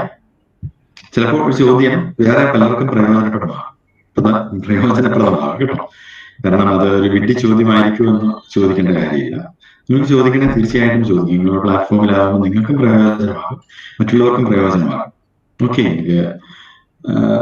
ചോദിക്കാം. നിങ്ങൾ ടൈപ്പ് ചെയ്യാം.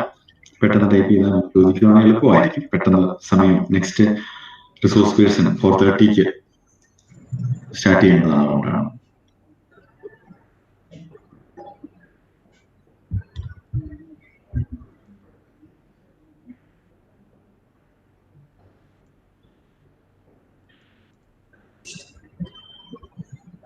Students, we are waiting for your questions.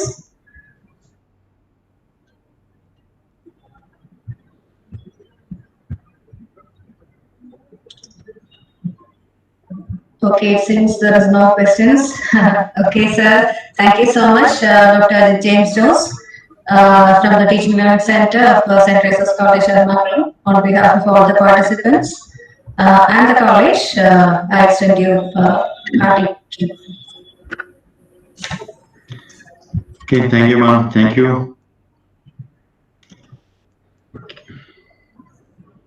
Over to you, Gina. Thank you, Sarita. Now we'll move on to the second session. I hope I'm audible. Yes, ma'am. Yes.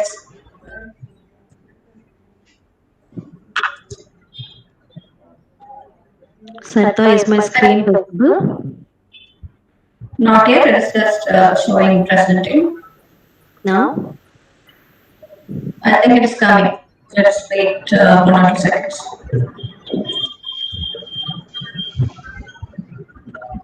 Is it seen? Yes. So good evening, students. We'll now move on to the second session. We have with us today Ms. Betsy Joseph for our second session on mental health and well-being. She'll be focusing on how to manage exam stress. Ms. Betsy Joseph is a cognitive behavioral psychotherapist and clinical supervisor working for the NHS within a child and adolescent mental health service in the UK. She is an experienced mental health practitioner and psychiatric social worker with a global career spanning across India, the USA, and the UK. An alumnus of NIMHANS Bangalore and Salford Cognitive Therapy Center, Manchester, Ms. Betsy is also an independent practitioner and founder of InSync Minds Therapy Services. On behalf of all of us present here, ma'am, I extend hearty welcome to you, ma'am. Now, over to you, ma'am, for the session.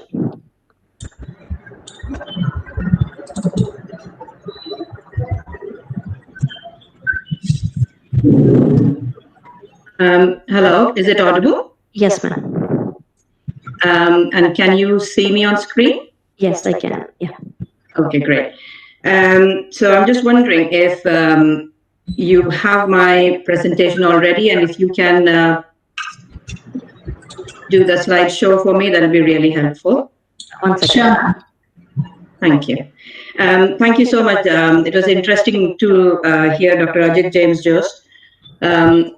about all the practical strategies about understanding how to ace your test and how to do, how to even understand the psychology of the examiner. So that seems like a dual and a task to do. So I'm ready whenever the slides are ready. So just a quick housekeeping, in sense that sometimes when we talk about mental health and difficulties or stress related, and this isn't just on exam, but I would rather that the strategies that we are going to be talking about today aren't necessarily just helpful for you around stress, although I've tried to focus it around that, but it's general mental health and well-being, which is really, really important, considering that we all have been going through a pandemic and the uncertainties that have been associated with that. It is not surprising that people who probably have struggled with their mental health and well-being even before the pandemic, they're likely to find a little bit more vulnerability to stress because of all the uncertainty that's involved. So be kind to yourself. And it's okay to take a break if you feel that something's triggering when we're talking about anything in the session today. And although I am 5.5 hours behind you, so at this moment in time, I'm on UK time, 11 o'clock in the morning. I shall leave my WhatsApp number in the end for if people feel that they would like to get in touch with me. Obviously, please do tell me where you are from and what your question is. Again, with the time difference, there might be a delay in my responses to you, but I would really appreciate feedback, which you can send to Sarita, and she can forward it to me. But that'd be really, really helpful, because this is where presenters like me would like to know how we can tailor sessions based on the people's needs who are attending. So it should make sense to you. It should fit with what your experiences are. And please bear with me, because there are times when I can be really fast in talking. So please bear with me. And if I am, please, I would like somebody to let me know that I'm too fast. So are we all right to start? Ma'am, I'm ready. Can you see the screen now? Is it possible is it visible? Yeah, I can. So if we start, we can go ahead. Yeah, I'm ready, ma'am. Yeah. Oh. So next slide, please.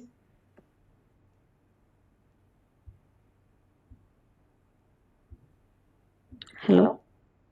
Hello. Yeah. Is it the correct one? Yeah, I mean, this is the first one. So if we kind of go to the next one, please.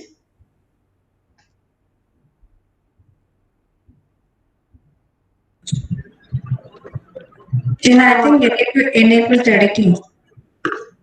What? Enable the editing, please, at the top, yellow button. Okay. Yeah, that's better. But I can't see it yet.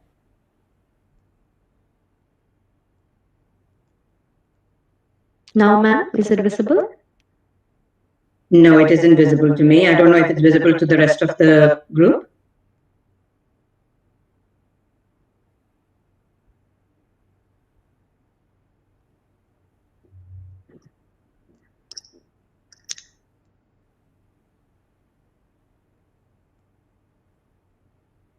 No, ma'am?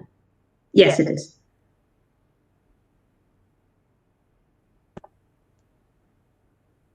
Great. So this is just about a quick check with people as to how you are feeling today, and having heard from Dr. Ajit James. But generally, it's helpful to recognize and ground yourself to know and become more aware of where you are emotionally on any given day or at any given time. So I hope this is something that excites you. This is something that interests you. And it leaves you with some ideas about how to manage your mental health and stress. Next slide, please. So what is stress? And you'll have to pardon me. I can try and talk in Malayalam in between, but it won't be really helpful. It won't have enough flow of what it is, so I'll stick to English. So stress is our psychological, physical, and emotional response to pressure when demands or expectations are quite high. And the resources. Now, when I say resources, meaning the real resources that you have or the resources that you perceive you have are low. And the pressure can arise from external factors. We all know that, including life events. Life doesn't stop if you have exams. Life carries on. Life events carries on. Illness in ourselves or someone close to our family. The living conditions that we are. The work or job we do. The home and family relations. The study or the pressure of the amount of work that you've got to do.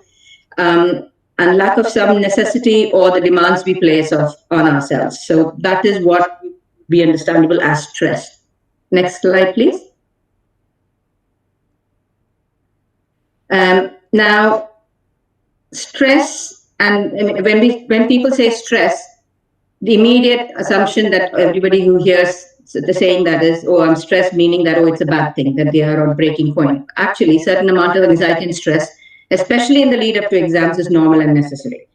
And nature has designed us to feel anxious and stressed when faced with situations where we must perform. So oftentimes, examination situations, the anxiety is related to performance or test-related performance. So at the optimum level, anxiety actually motivates us to prepare and then enhances our performance on the day. And I will talk about this and I will interweave this along as we go along. Stress and optimum levels of anxiety is actually adaptive, because that's actually one of the main reasons why we as human beings have survived for centuries. Stress and anxiety also builds on your resilience. It gives you longer term coping strategies, and it also builds on your own ability to cope with different situations that life may throw at you. And so it is not all bad or all good either. Like I said, it's optimum levels. Next slide, please.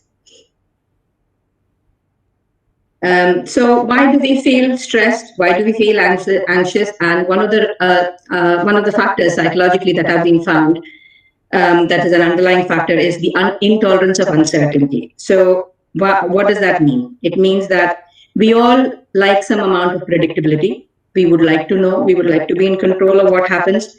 And stress and anxiety can be triggered when there is a lot of uncertainty, which some amount of it which can be managed, but intolerance of it is what then leads to excessive worrying.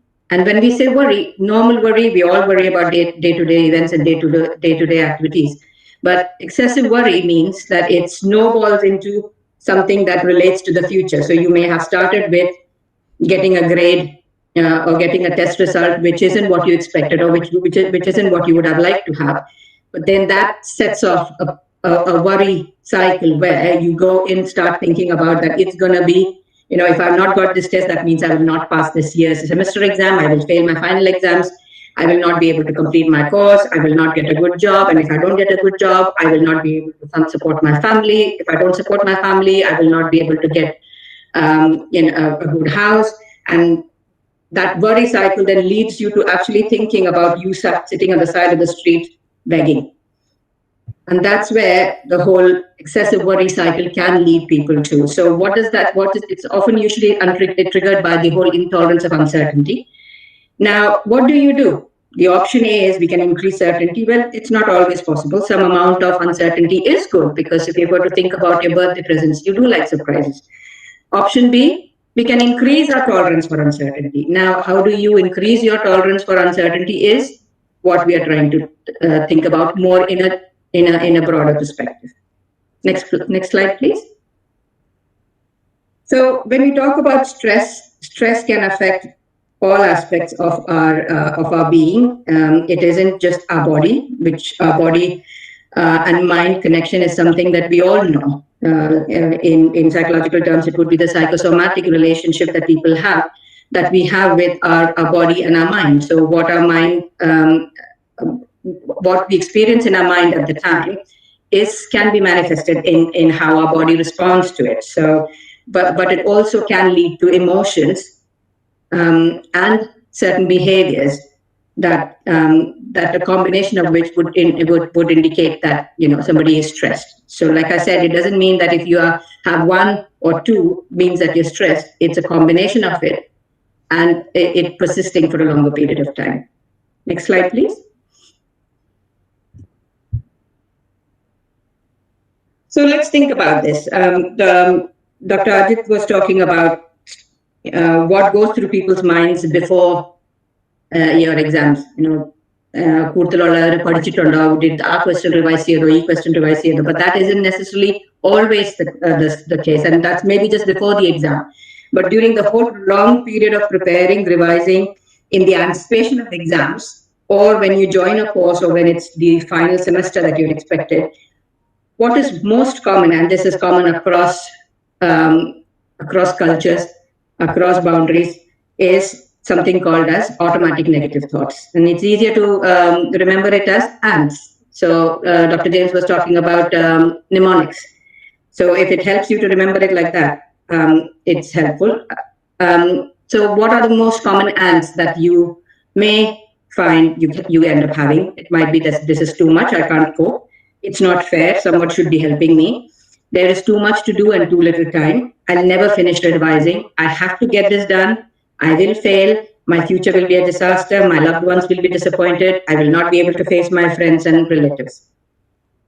Now, as a cognitive behavior psychotherapist, I practice in the model that a lot of events happen in our life, but how we feel is maintained by what we think and what we do, and it's almost a vicious cycle. So if exam is the event, and these are the kind of automatic negative thoughts you're having, and you're feeling stressed, the most common unhelpful behaviors that you might notice, or indicative, not necessarily unhelpful behaviors that you will see, is you're finding unable to settle down, you're constantly busy, you're rushing about, you're fidgeting, you have lots of things on the go, multiple windows open, multiple revision subjects that you've started, multiple assignments that you're reading, but don't finish them.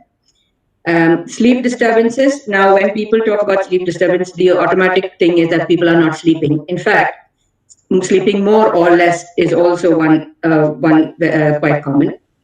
Increase irritability, shouting, arguing, eating more or less. So basically, change in your sleep or your appetite. Sometimes people may start misusing substances because they feel that will help them to cope with that situation at that moment in time. You might notice somebody having poor self-care, so they might not necessarily take care of themselves physically. One of the most common behaviors that are observed is procrastinating. Procrastinating meaning, I'll do it later. Now, because it's so hard, or because these are the kind of angst you're having, it's one of the most common strategies that people find easier to do, because if you don't do it right now, you can get rid of that unsettled feeling you're feeling right now. So then you procrastinate or you avoid. Next slide, please. So when we've spoken about how emotions affect are triggered, and what are the emotions that usually go around with exam stress is somebody is feeling irritable, they're anxious, they're impatient, they're angry, they're depressed, sad, or hopeless. They worry quite a lot. Sometimes there will be an element of guilt. I'm not prepared well enough, or I'm not doing what my parents would have expected or they are paying for, or a shame, which you can see how they can all in combination heighten the stress and the stress of exams. Physical sensations that you will notice when you're feeling stressed, anxious, nervous: your heart racing, your breathing changes, your muscles are tense, especially your neck, shoulders, and your abdomen.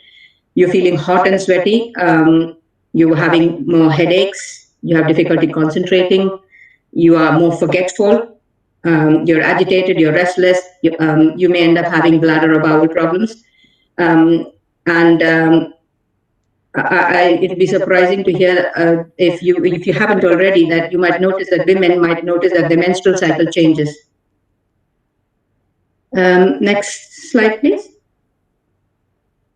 So how are these all connected? And this is a vicious cycle that you can think of. How does stress maintain itself, and where do we kind of break that cycle? The cycle is there are thoughts, like we said, the ants, and there are certain feelings that those thoughts evoke, which may trigger to do certain behaviors, which are either approach behaviors that you do or avoidance behaviors, which probably reinforce your belief that there's too much to do, there's not enough time, I'm out of control, or I can't cope, and that cycle continues.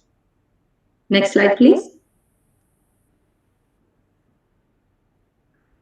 So this is parts of the human brain, and I'm not here to teach you about the human brain or the anatomy of the human brain, but the reason why I thought the slide would be helpful is for you to recognize that actually there are certain parts of the human brain that are responsible for certain actions, certain response. So your frontal lobe is more of a thinking process, information processing, and there is the amygdala and the limbic system. So unfortunately, I can't move the thing, but it is in. Next slide, please. So what really happens when people are stressed? Blood flow shifts from the frontal lobe, which is your conscious way of thinking, into the limbic system, which is your emotional, reacting, the fight or flight part of the brain, the amygdala, or the autonomic nervous system.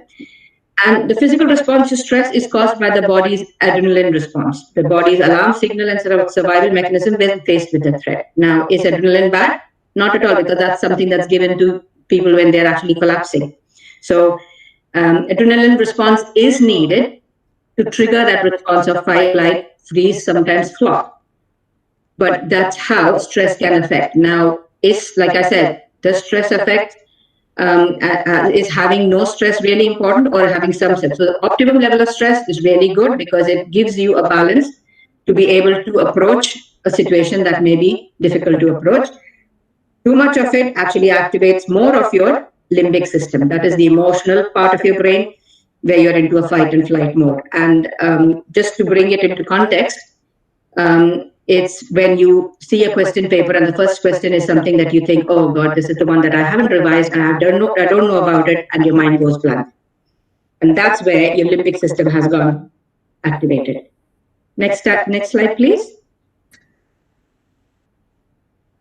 So this is somebody named Vygotsky who spoke about the zone of proximal development. Nothing that, this is not something that you're going to be tested on or anything like that, but it's important to recognize what does it really mean. If it's too easy, the things that you're doing is too easy, there is no growth. If it is too hard, it's frustrating. It is just right. Now, where do you get right? So sometimes some people, they are able to do things, there's a certain level of their capacity that they can do without help. There might be some aspects they might need help with, and some aspects which is beyond them even without help, even with help. So it's being able to recognize where do you fall in that category. So it's almost like the Goldilocks phenomenon. It's almost like saying, the porridge was too hot, too cold, or just right, or the bed was too hard, too soft, or just right. Next slide, please. So I'm not going to go into detail because I did listen to Dr. Ajit, but this is more from a mental health well-being perspective, more of a practical behavioral strategy. So if you're talking about how certain behaviors can affect or maintain the stress, I thought it might be a good idea to divide strategies into behavioral strategies, cognitive strategies that we can affect, that can target the thoughts, and the emotional strategies or emotional regulation strategies. So just keep that in mind as we go along. Practical behavioral strategies, yes, start revising in good time. Remind yourself you can only do your best, and that's good enough. Get organized, make a timetable which is compatible with your exam. Take and continue your sport and exercise. And if you don't normally exercise, it's a good time to start simple walking. It's a great way to regain the optimum level of stress for that peak performance. If you meditate or practice yoga, continue these activities as they are known to help control excessive stress. Find a good place for study if you can. And if you're struggling with a topic, try teaching it to someone to see where your gaps in knowledge are. And just a small snippet of of how I grew up is I used to come back from school, and my mom was a teacher. I always wanted to be a teacher, but didn't in my own way, I'm a teacher. But what I found helpful was the fact that I used to come back and we had a door in the dining room, and the back of the door was my blackboard, and I used to use a chalk, and I used to be teaching what my teacher taught in class, but that was my revision.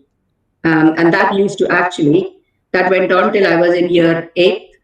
But the reason why I'm saying that is because when you pretend or that you're teaching someone, or actually you do something, you actually learn more. And I'm sure the teachers who are in this group will tell you that when you teach, you're always learning more, and you will also see where your gaps are. Next slide, please.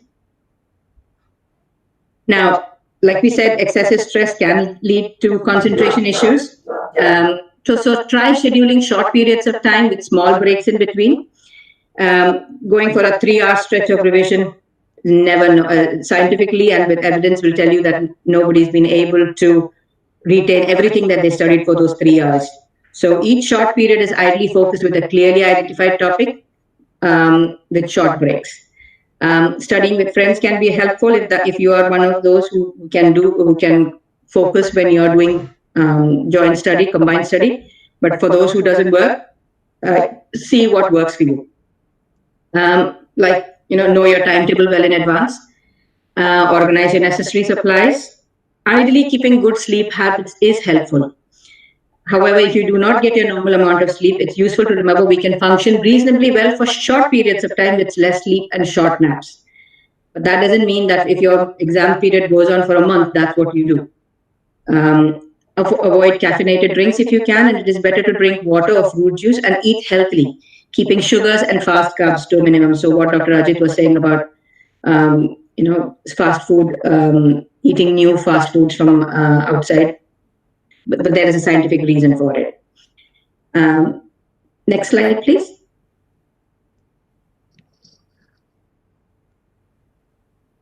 Again, ideally eat before the exam, and a lot of times you might notice a lot of people do say that when they can't eat, they're feeling sick, they're feeling so nervous. And there's a reason why you're feeling sick and nervous. It's because your adrenaline response is triggered.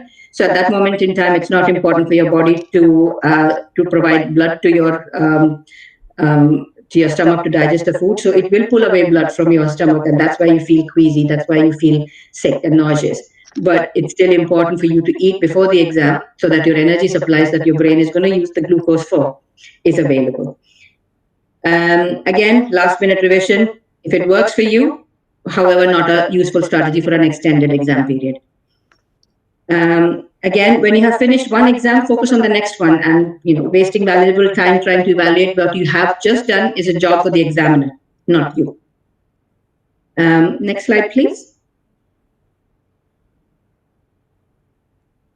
So remember what I spoke to you about, we just mentioned about the automatic negative thoughts, the ants that we all have, even when in our daily lives, but more so when we are during periods of stress. So I have kept, and these are patterns that we all do. You don't have to be somebody who has got a mental illness or a learning difficulty.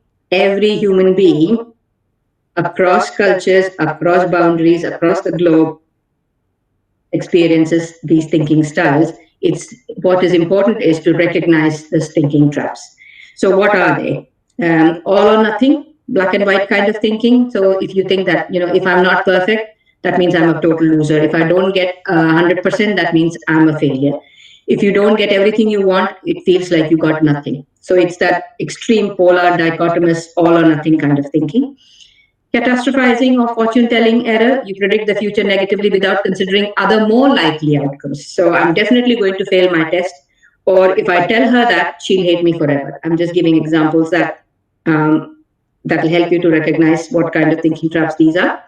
Mind reading, well, you believe you know what other people are thinking even without asking. So you think, if you were to go if you have a colleague, you're thinking, he clearly doesn't think I will do a good job. Overgeneralizing, you make a sweeping negative conclusion that goes far beyond the current situation. Since I don't know one part of the work, I know that I won't be able to do the rest of the work. Mental filters, you develop selective hearing and vision and only hear and see the one negative thing and ignore the many positive things. It's almost like if you've seen people, if you've seen horse racing, the horses are fixed with some kind of a filter where they do not see the next horse. So it's all these are the kind of thinking traps we can fall into. We only see and hear one negative thing, if there is one, and ignore all the other positive things. So maybe because my teacher gave me one low rating on my evaluation that also had many high, it means that I'm doing a terrible job. Disqualifying the positive, you tell yourself that the positive experiences, actions, or qualities do not count. I did well in that one assessment because I just got lucky. Nobody just gets lucky. Genius is 99% perspiration and 1% inspiration. So hard work does pay, but how you work hard and how you manage that stress helps to provide better results. Next slide, please. So emotional reasoning. You start thinking your emotions are facts. So I feel scared, therefore it is a fact. So I feel stupid, therefore I am stupid. I dread college, so it's a bad idea to go to college. Or having should statements where it's almost like there's a rule that you can't break. You should or someone else by having a fixed idea of how you or others should behave.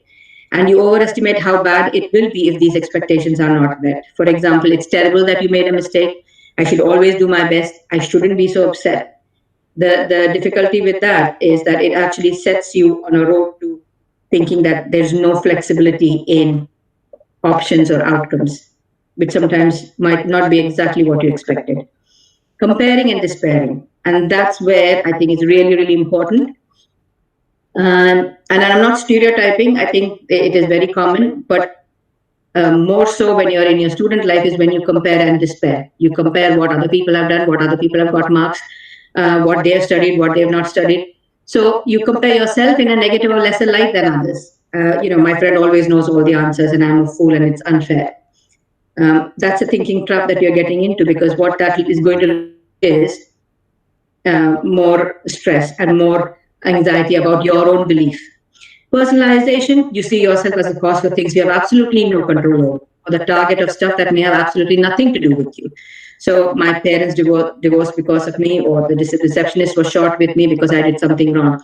And these are just examples of thinking traps. Like I said, we don't do all of them. You will notice that you fall into that trap or thinking style ever so often, especially more so when certain events are something that you give more importance to. Next slide, please. So other than recognizing the thinking styles that you're falling into and challenging them, one of the most helpful ways has been of positive psychology has been positive self-talk. So affirmations, they're positive phrases or statements used to challenge negative or unhelpful thoughts. Practicing, it can be really extremely simple. All you need to do is pick a phrase and repeat it to yourself. You may choose to use affirmations to motivate yourself, to encourage positive behavioral changes in your life and learning, or to boost your self-esteem. For example, I can do this. I'm strong and capable. And find affirmations that work for you, not something that just glosses over and isn't really something that fits with who you are as a person. So even if you may not believe it at first, write it down, make them your screensaver if you need to, create them as a bookmark, put post-it notes to yourself in your room other than your chemistry equations if that's what you're doing, and memorize it for when you need it. So that it's something to help you regain that balance of your thinking process to say that, yes, I can do this. Next slide, please. So when we spoke about uncertainty causing a lot of worry, causing a lot of stress, causing a lot of anxiety, more so during COVID, when there's a lot of uncertainty and there's remote learning and things can be quite hard, maybe financially within the family, and things aren't what you would normally have been. It's a new normal. How can you manage the worry that comes with triggered by uncertainty? So it's almost like a flow chart. It's a worry tree. So if you notice the worry, ask yourself, what are you really worrying about? Can I do something about it? No. If you can't do something about it at this moment in time because that worry is about I will never get a job in the future, change focus of attention and let the worry go. If you can do something about it, yes, there's an action plan. What can I do? When can I do it? How will I do it? Or who will help me to do it? Do I do it now? If that's the case, do it and let the worry about the future go, and you change your focus of attention. If you can do it later, plan it, schedule it, let the worry go, and again change your focus of attention, because that will give you a more sense of control. Next slide, please.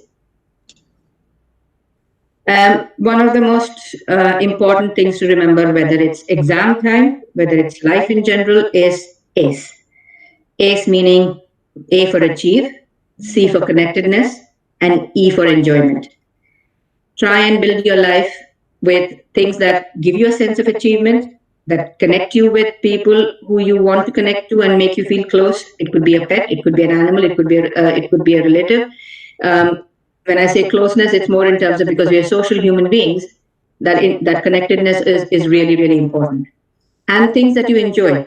So it's important for you to balance that more so when you are going through a period of examination or in preparation for it. So again, mnemonics: ACE, achieve, connect, enjoy. Pick activities that would fit into all and balance it out on your daily on a daily basis. Next slide, please. So what is mindfulness? Now we are moving to the part where we are trying to learn to be in the here and now, being able to manage how you emotionally feel when you're feeling stress. So mindfulness is a strategy where it isn't about meditation. It is identifying what you will focus on, but doing it mindfully. So even if it is you washing dishes, you're mindfully doing that without the mind being full of what to do next, what you did, what you never did. So, for example, it could be your you pick a picture that you are mindfully looking at, or it could be an activity, but you are feeling and noticing every step in the here and now. What it does do is it brings your attention to the object of focus. When your attention wanders away from the object of focus, which it sometimes will because we are human beings, notice that this has happened and gently bring your attention back to the object of focus. So it's almost like a spotlight. So if this was a spotlight, you will notice that you're mindfully attending to something. You will notice that the spotlight turns away and does get distracted. It's almost like you're bringing your focus right back to the activity you're doing without judgment, and that's the part. There are a lot of apps online for people to practice mindfulness, and it did originate from Zen Buddhism. So when people talk about mindfulness, again, I'm not going to put any spiritual or a religious background to it in assess, but it's being aware of here and now, but doing it very attentively in the here and now. Next slide, please.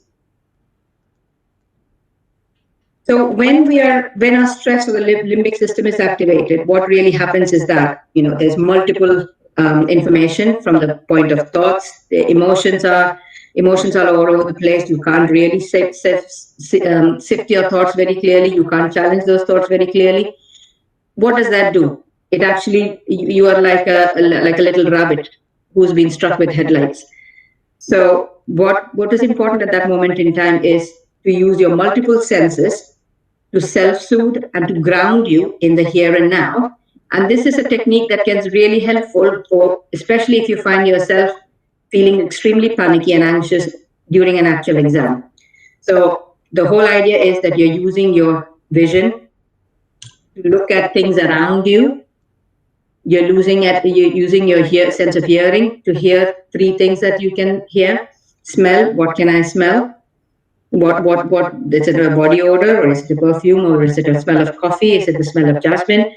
Taste, what is the taste in my mouth? Or is there something that I can taste right now? So if you have been allowed to take a chocolate into that, can I taste the chocolate into the exam? Can I bring that taste into the here and now? Touch. Again, a lot of sensory input is needed for our brain to bring us back to the here and now. Movement. Sometimes movement is really important to know, to bring your body back to being in the here and now. And that's soothing and grounding. Next slide, please. So, a very common story, which most people would say they've experienced on the exam day.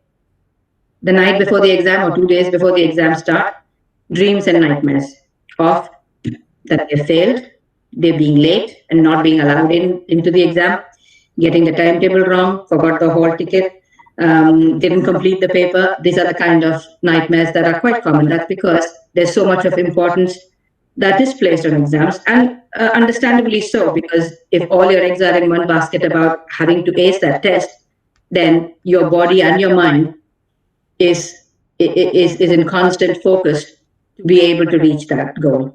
So it's not uncommon for people's minds to go blank during an exam or become confused if a question is worded in an unfamiliar manner. And like I said before, it's because of the way the brain reacts. Your limbic system gets activated, and it's almost like an emotional cloud takes over your frontal lobe, and your thinking and reasoning at that moment in time just immediately disappears. So what is really important is getting that balance right back. So getting your emotional brain and your limbic system under control, so that your thinking and your memory and your concentration is back on what you need to be doing at that moment in time.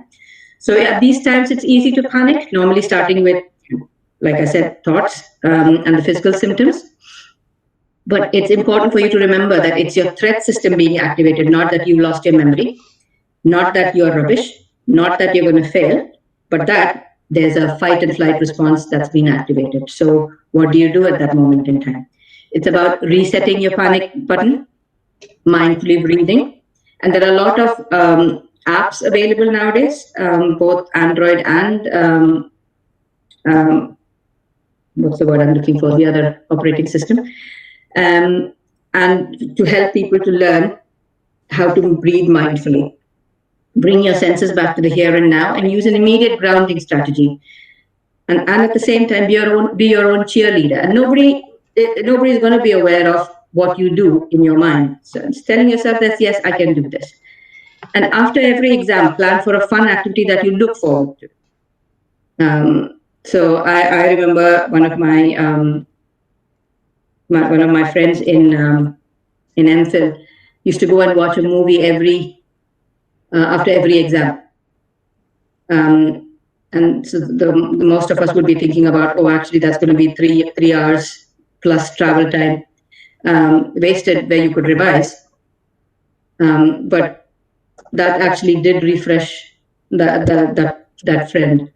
And I'm not saying everybody of each one of you have to do that, but it's a balance. Again, the idea is it's important for you to balance the time, your emotions, your thoughts, and what you do. Next slide, please. So what is the bottom line is that keeping calm and carrying on, because that's something that you've done before and you can do it again. Next slide, please.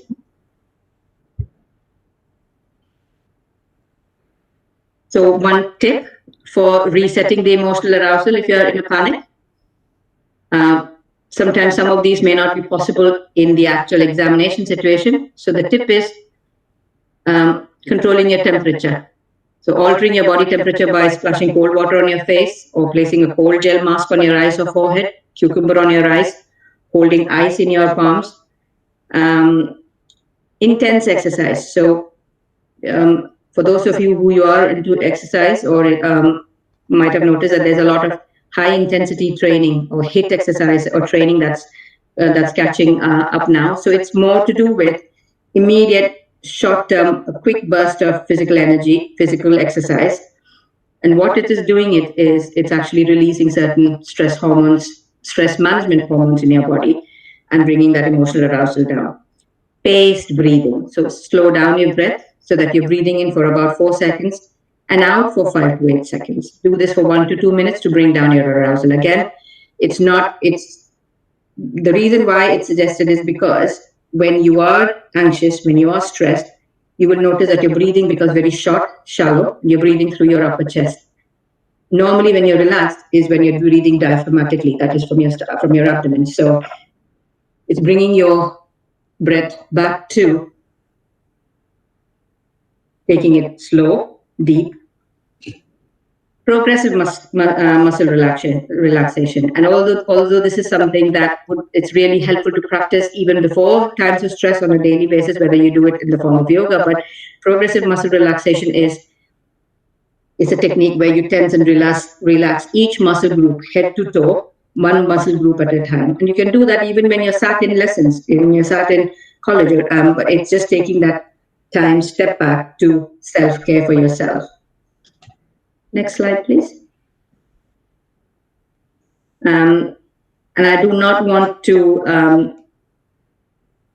minimize anything about and minimize the importance of exams or options in career or life, but what is more important, and from where I sit, and me in a practice sitting and seeing a lot of young people with exam stress, anxiety, depression, having thoughts about, it's better that they didn't live here anymore. It's because all that importance is being placed on getting a particular grade, and if they don't get it, then that means they are a failure. Remember the all or nothing thinking? Imagine yourself writing a letter to yourself 20 years from now. And what would you have liked to tell yourself? That getting 90 or 100% in an exam was more important? Yes, it is important. As well as that your personal worth is not based or conditional on your exam results. Thank you. So I think that's pretty much part of my presentation, and I'm really open to questions. Please feel free.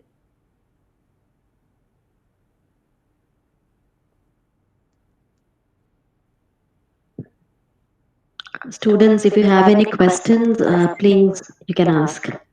So any questions or feedback? It's absolutely appreciated. If you have anything to type in, please type in the chat box, or you can unmute and you can ask her. Good evening, madam. Good evening. I'm 61, but I'm a regular student here. But I even now I'm feeling so stressed about exams. I've done everything. I've retired from a bank as a manager. Now nothing to do with stress in life or anything. But thinking of exams, I'm going off. ഒരാവശ്യമില്ലെന്ന് എനിക്ക് തന്നെ അറിയാം, പക്ഷെ എനിക്ക് ഭയങ്കര എനിക്ക് തോന്നുന്നു online ആയ പിന്നെ എനിക്ക് ആദ്യത്തെ പരീക്ഷ എഴുതാൻ പറ്റിയില്ല, പുറത്ത് ആയിപ്പോയി. അത് കഴിഞ്ഞ് പിന്നെ എനിക്ക് ഭയങ്കര പേടിയാ. എനിക്ക് മാത്രമല്ല, പിള്ളേർക്ക് എല്ലാവർക്കും കൂടെ ഒരു ഉപയോഗമാണല്ലോ എന്ന് വിചാരിച്ചാണ്. ഒന്ന് റിലാക്സ് ചെയ്യാനായിട്ട് ഇതൊക്കെ വേണം ഇല്ലേ? മാഡം ഇപ്പൊ പറഞ്ഞതൊക്കെ വളരെ അബ്സല്യൂട്ട്ലി വളരെ എനിക്ക് തന്നെ വളരെ റിലാക്സിങ് ആയിട്ട് തോന്നി കേട്ടോ. അത് വളരെ സന്തോഷം. നന്നായിട്ട് പ്രസന്റ് ചെയ്തു. അതിനൊക്കെ വളരെ ഇതുണ്ട്. പക്ഷെ കുറച്ചും കൂടെ ഒന്ന് ഫ്രീ ആവാനായിട്ട് എന്താ ചെയ്യേണ്ടതെന്ന് പിള്ളേർക്ക് ഒന്ന് പറഞ്ഞു കൊടുക്കാം. ഓക്കെ, സോ അപ്പം മാഡം ഉദ്ദേശിക്കുന്നത് എന്താണ്? ഫ്രീ ആവാൻ വേണ്ടിട്ട് എന്ന് പറയുമ്പോൾ ജസ്റ്റ് ബിഫോർ എക്സാം സ്ട്രെസ് അല്ല, അതിന് മുമ്പ് തന്നെ ഇതൊന്നും വിചാരിക്കുമ്പോൾ തന്നെയുള്ള ഒരു വിഷമം. Absolutely. അപ്പം I'm going from a little bit from the topic. നമ്മളിപ്പോൾ മെന്റൽ ഹെൽത്ത് എന്ന് പറയുമ്പോഴത്തേക്കിന്, വെൽബീങ് എന്ന് പറയുമ്പോഴത്തേക്കിന്, it's equally important to your physical health, right? നമ്മളിപ്പോൾ സാധാരണഗതിയിൽ not many people believe that, but I passionately believe that, if your mental health is good or is taken care of, your physical health will also be taken care of, and that's the balance. Free avan. So there is no such stage where then you'll be completely free of stress. There is no such stage where it's completely free of anxiety. There is an optimum level of stress, optimum level of anxiety that's absolutely needed. Now, for example, if you are going to a busy town area, road cross, you look right and left before you cross the road. Now, why do we do that? Have we been told we have been to do that? Yes, we have. But the thing is, there's a very innate sense of survival that if you don't look right or left, you're going to be run over. So that's where the idea is not for people to become robots where they don't feel any emotion, because that would be taking away your being human. So emotions are normal. Emotions are okay to be feeling. It's about what you do with that emotion, that if it becomes so dysregulated, which again, like you said, Madam Barnile, you are at the stage of life that you are in your practical life, you're thinking, I'm retired, I'm 61, but you're still learning. Yeah. Somewhere along the line, learning has played a very important part, or achieving has played an important part, whether that's something that you have been you've learned because that was important for you, or that was told to you that that's how your success in life is being judged. So it's still important for you in some form or manner. Yeah. It might actually, and I'm not going to go because this is something that I have confidential sessions with people around. But sometimes you go back to the first time when you actually felt exactly what you're feeling now when you feel stressed, and you will notice that it will possibly bring back memories of times when it was before an exam. So it's body memory. It's called something called as body memory. That sometimes our body memory remains with what was emotionally quite frightening, stressful, sometimes even traumatic for us. So expecting, again, let's be realistic about expectations. No stress. Do we know anybody having no stress? No. So I've been practicing for well over 25 years. Even now, Monday morning before I go to work, there's a little bit of edge about what, even though I have full control over who I am seeing, what are the kind of patients I'm seeing, but there is still a level of edginess that, okay, that's because I know I value doing well. I know I value giving my full effort. That is likely to make me feel stressed. And I think that's exactly where it is. So it's recognizing what you're valuing. Now, a lot of times, from a teacher perspective or from a teacher perspective, a teacher would tell the students, focus don't get distracted, don't go, social media, chat.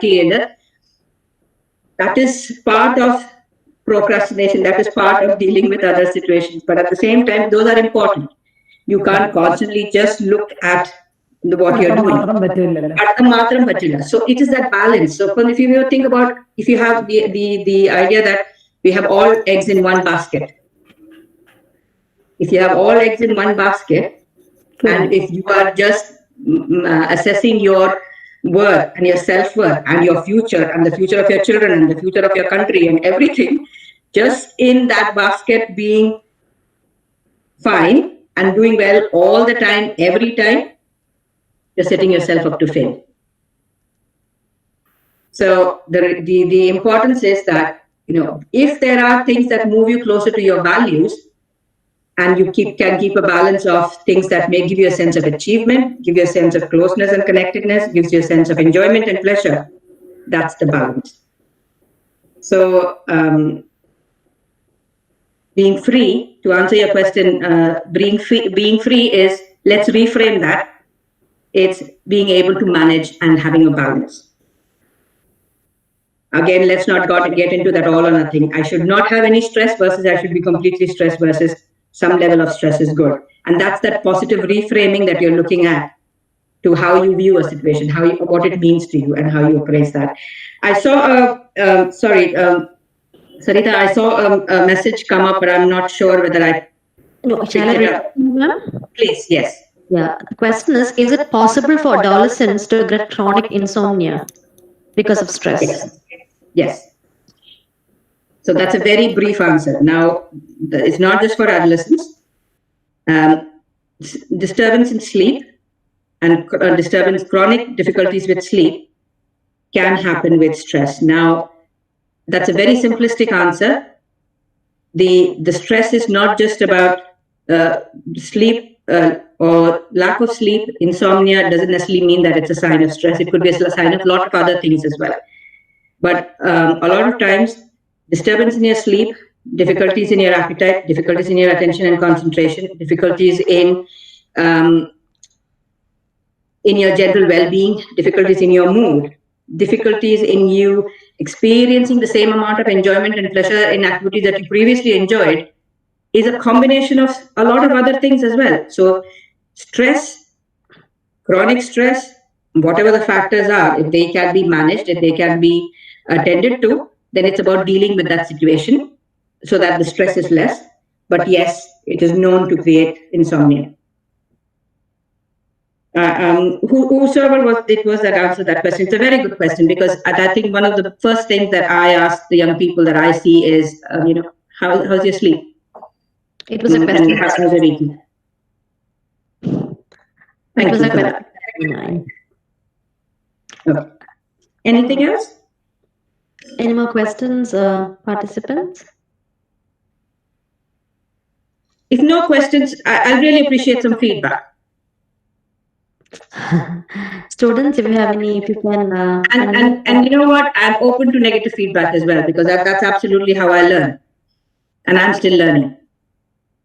Students, if you can unmute and speak a few words.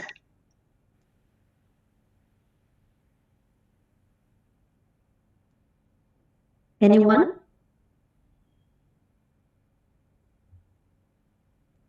Ma'am, we have a feedback form. We'll send you the responses then.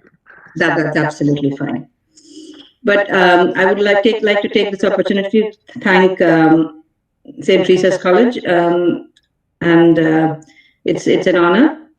And I was just telling one of my family members that I'm going to do that, and I was told by my cousin sister that she was an alumni. She is an alumni and studied there in 1961. Okay.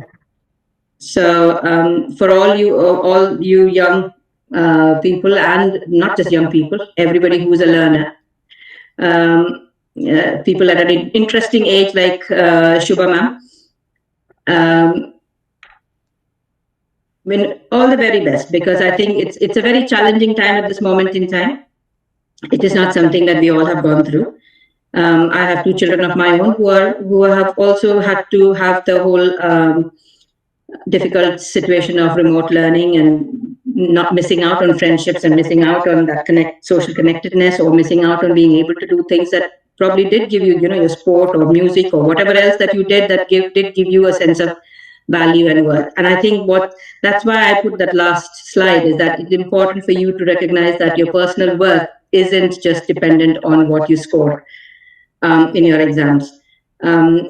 So before I go, just a quick feedback in terms, just a short snippet in terms of the fact that I've been somebody who is always probably done really well in my learning, always achieved, always been one of those people who others would see as,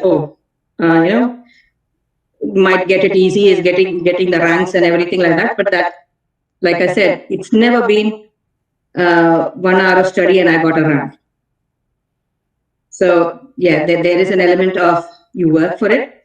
There is an element of how you realistically work for it, and knowing when to ask for help, and knowing when to know that you're struggling, and knowing when to practice the strategies to do that. So I think like I said, it's okay to not be okay, but it's okay to ask for help, and it's okay to recognize when you're struggling.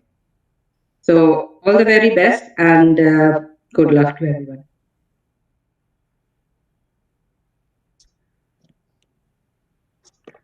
Thank you, ma'am. Thank you, ma'am, for that inspiring session. Thank you for guiding us through anxiety and stress. I'm sure our students have benefited a lot from this session. So on behalf of the Teresian Teaching Learning Center and all the participants, let me extend our gratitude for your presence in this program. Thank you, ma'am. Thank you so much. Thank you. We have now come to the end of the program. Participants are requested to fill in the feedback form by clicking on the link posted in the chat box. Or else it is sent to your mail also. You can click there and fill in the feedback form. Thank you all for your participation. You can now leave the meeting. Thank you. Thank Thank you. you. And I look forward for any feedback forms that may come. Yeah, we'll send it to you. Thank you so much. Thanks. Bye-bye. Thank you, ma'am.